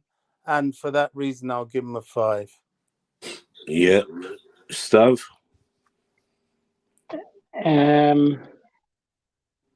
Yeah, I'll give him a 6 because he still needs that service. If he's going to Yeah. play further forward, right, he needs that service. But he's not going to get it, is he? So, but I don't know. This is what I can't fathom out. Right, like I said earlier on, Jorginho's staying and Ampadu's off to Italy. There's an irony there that Ampadu's going to Italy. And I feel that Jorginho is a fraud and he's costing us. He's going to cost us Ampadu because he won't come back again. Oh, no, he won't. He'll go maybe a loan with an option to buy. And I'm pretty sure that as long as the price is right, they'll buy him. And if not, someone else will go in for him. Okay. I just think they're going to lose just to keep Jorginho. So you give Mason 6, you said, yeah? Yeah, because he's been that. Nobody is really at the full fitness at the moment. And Mason was doing a lot of weight work, wasn't he, during the summer, right, to beef himself up. So he's got to adapt to that as well. And he has to have the service. If he's not getting that, you can't expect him to perform at the top level. So but I'm giving him 6 because of the first half. Average.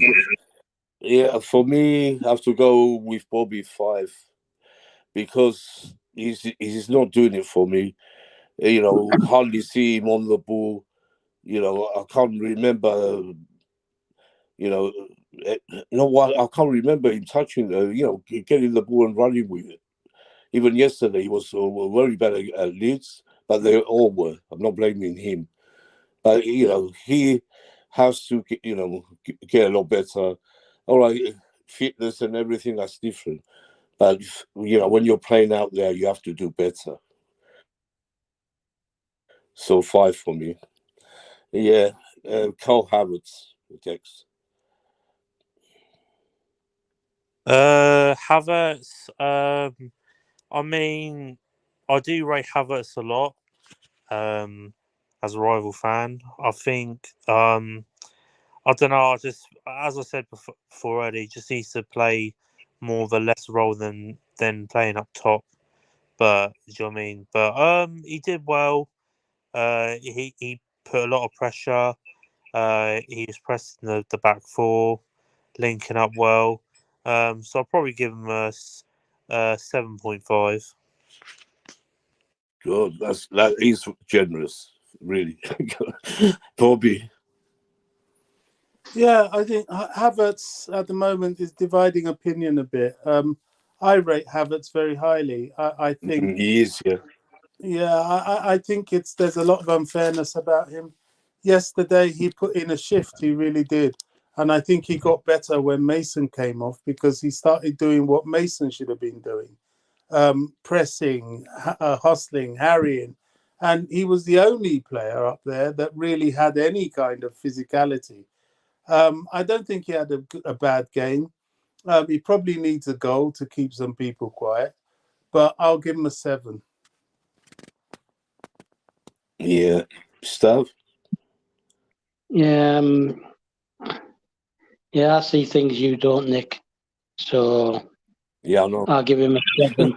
I'll give him a 7. Right. We're very generous, all of you.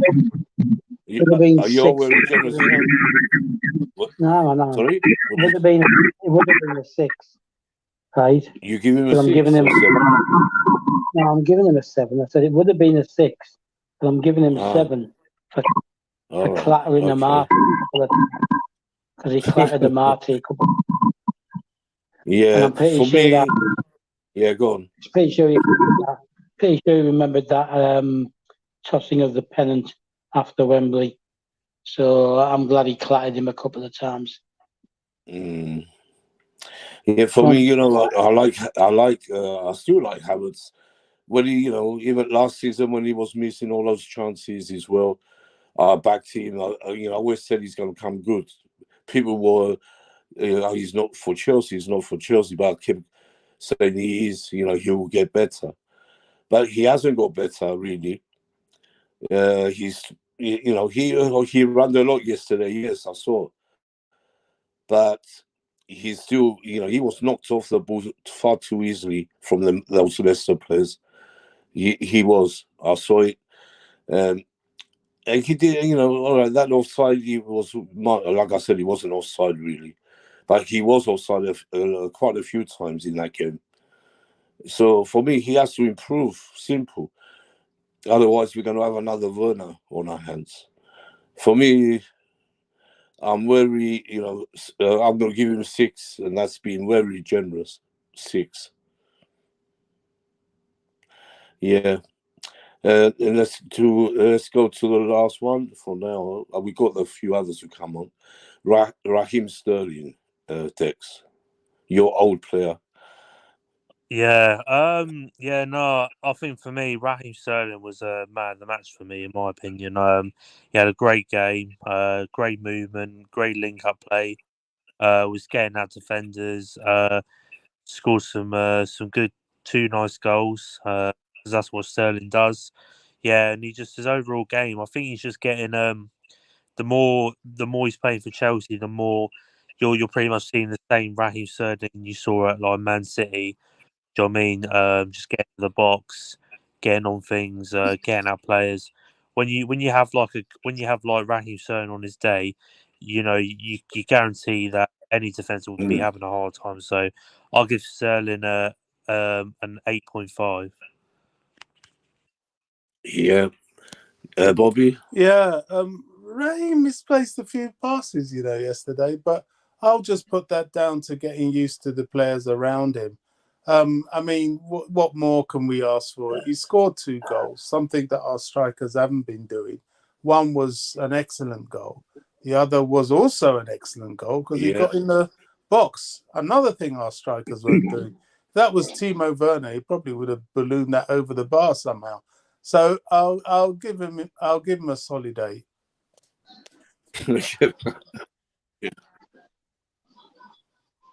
Yeah, Stav. Yeah, 8. 8.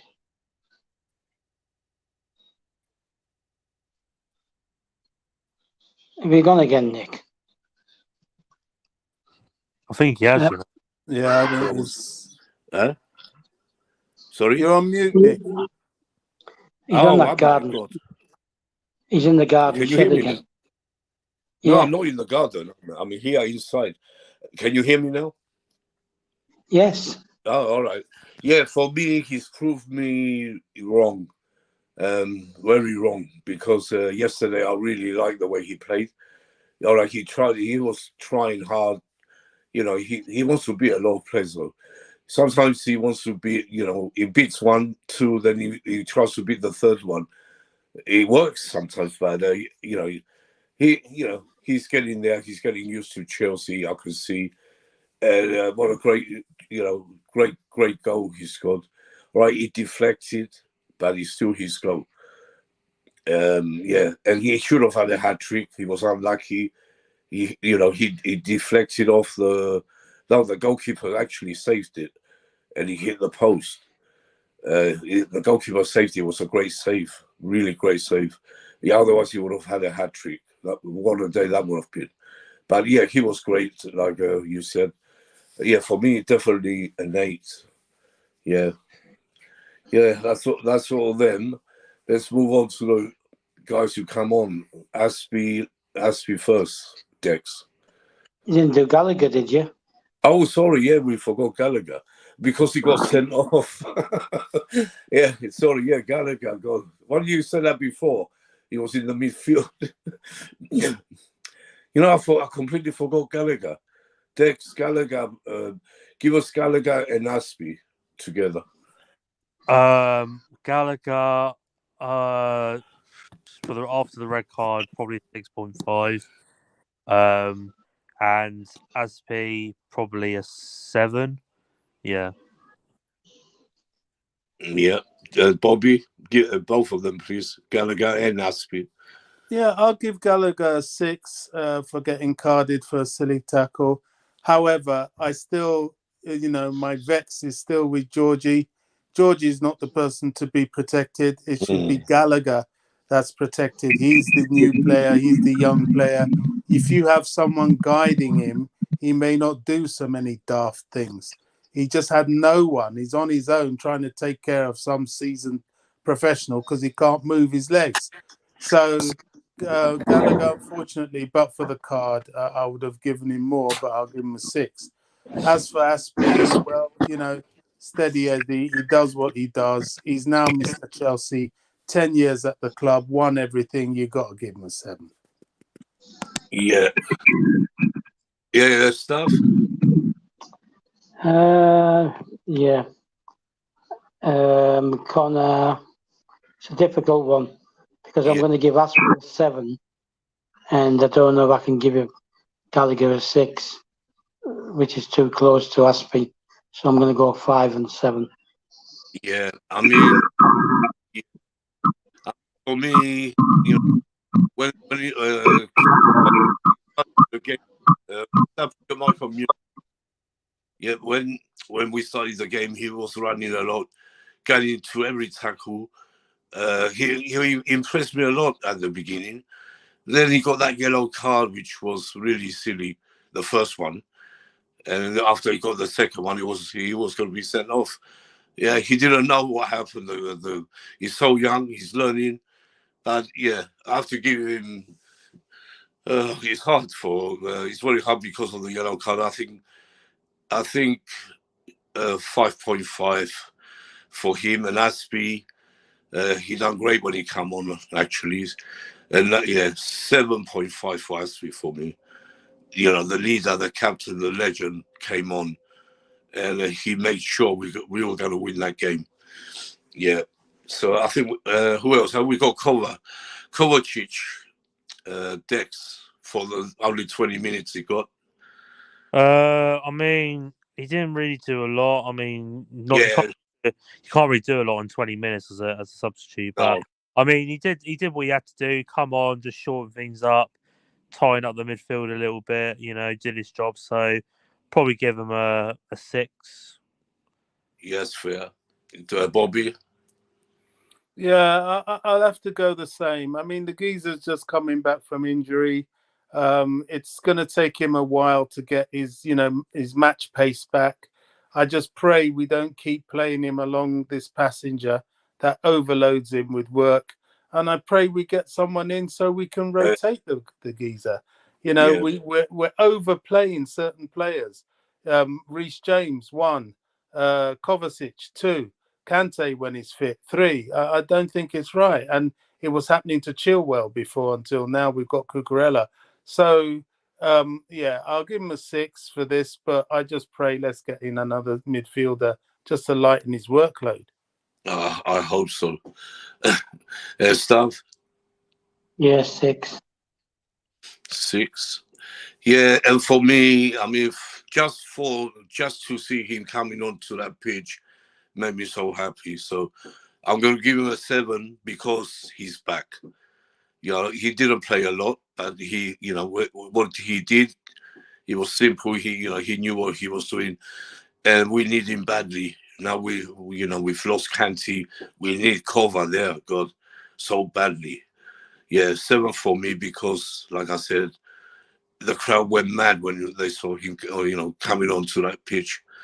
So yeah, let's don't forget Ben Chilwell. Only a few minutes, but at least we saw him come back. we can't really rate him really. He didn't get, he got about 10 minutes, I think, if I'm right, 5-10 minutes. But it was good to see him back. Another great player of us.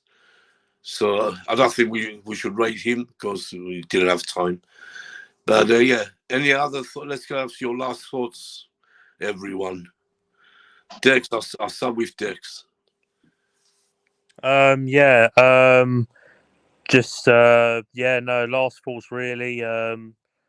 We'll just have to obviously the deadline day leading up to it will be the main talking point because everyone will be expecting their team to do last minute business, especially like myself and Chet and you lot with Chelsea.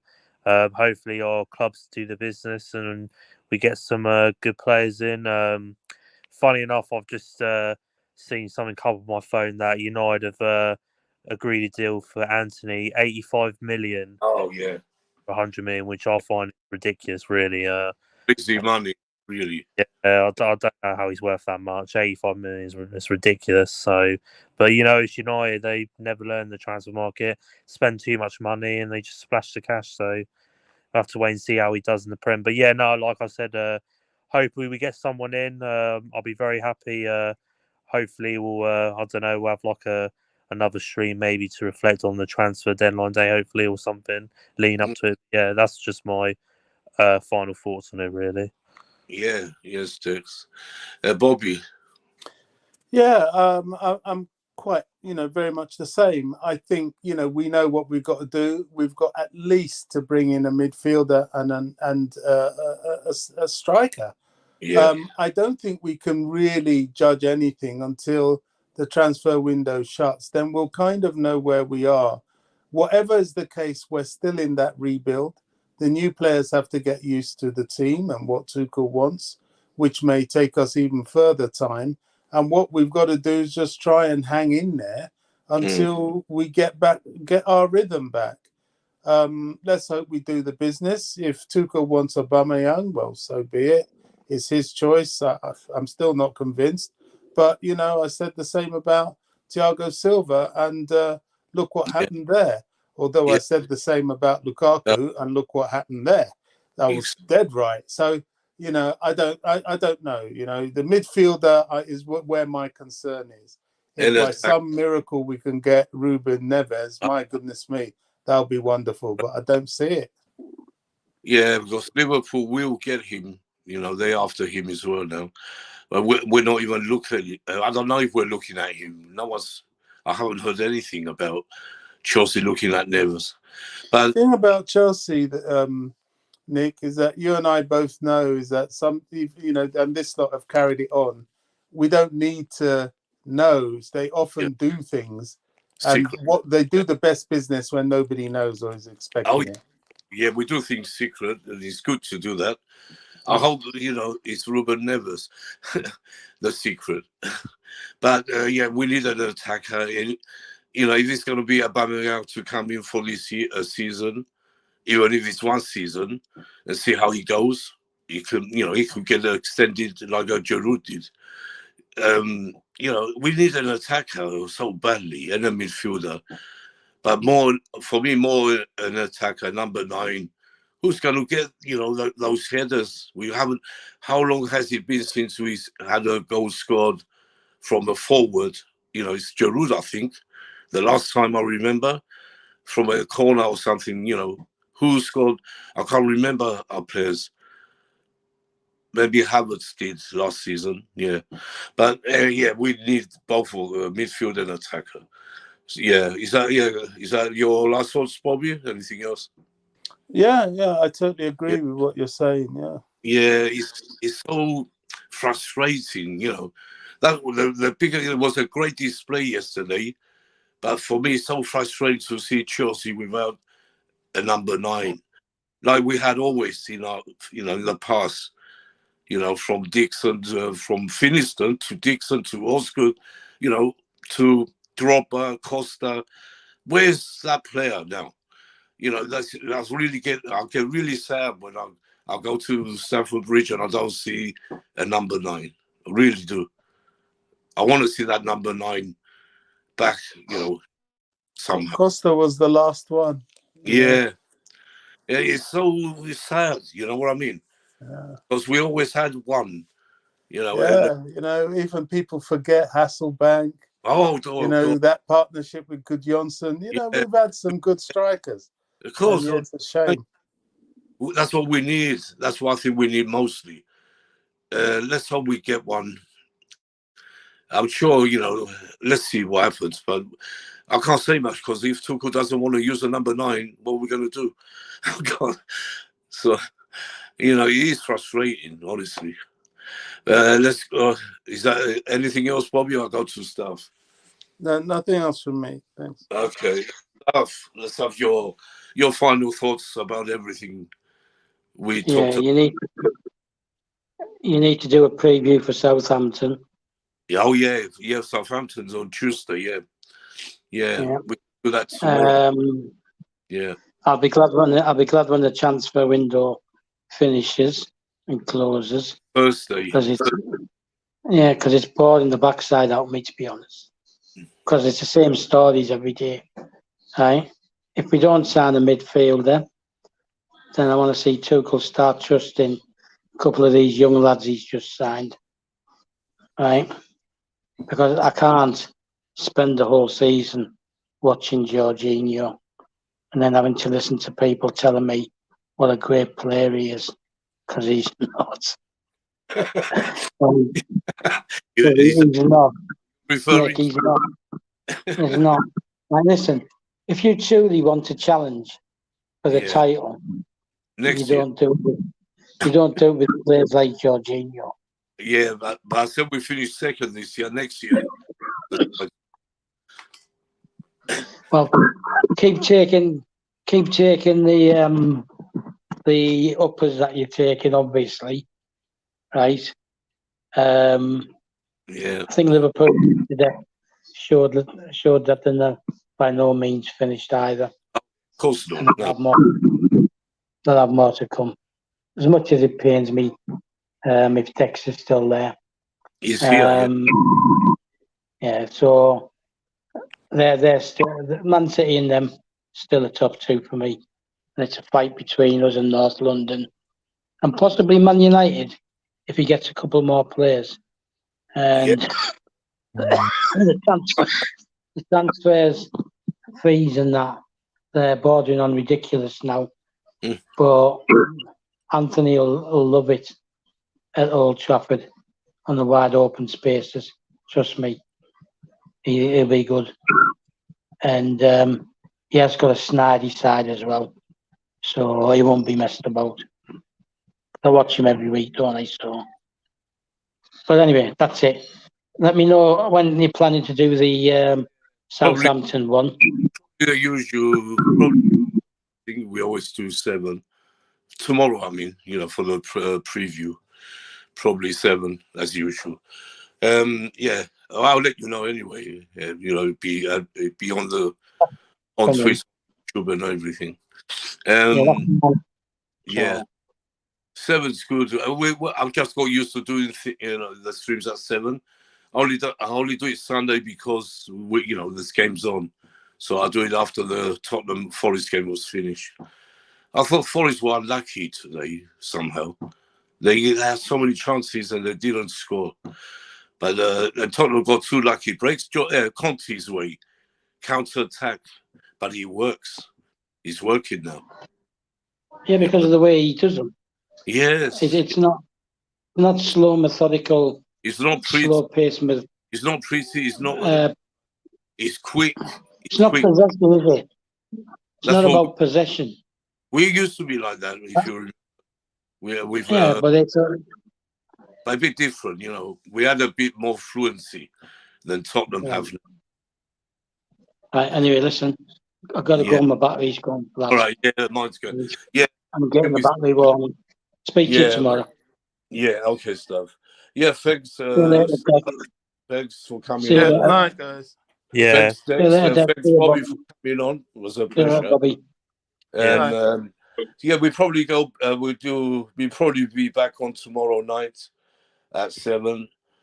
Thanks for everyone who joined the chat and everyone else who was watching us.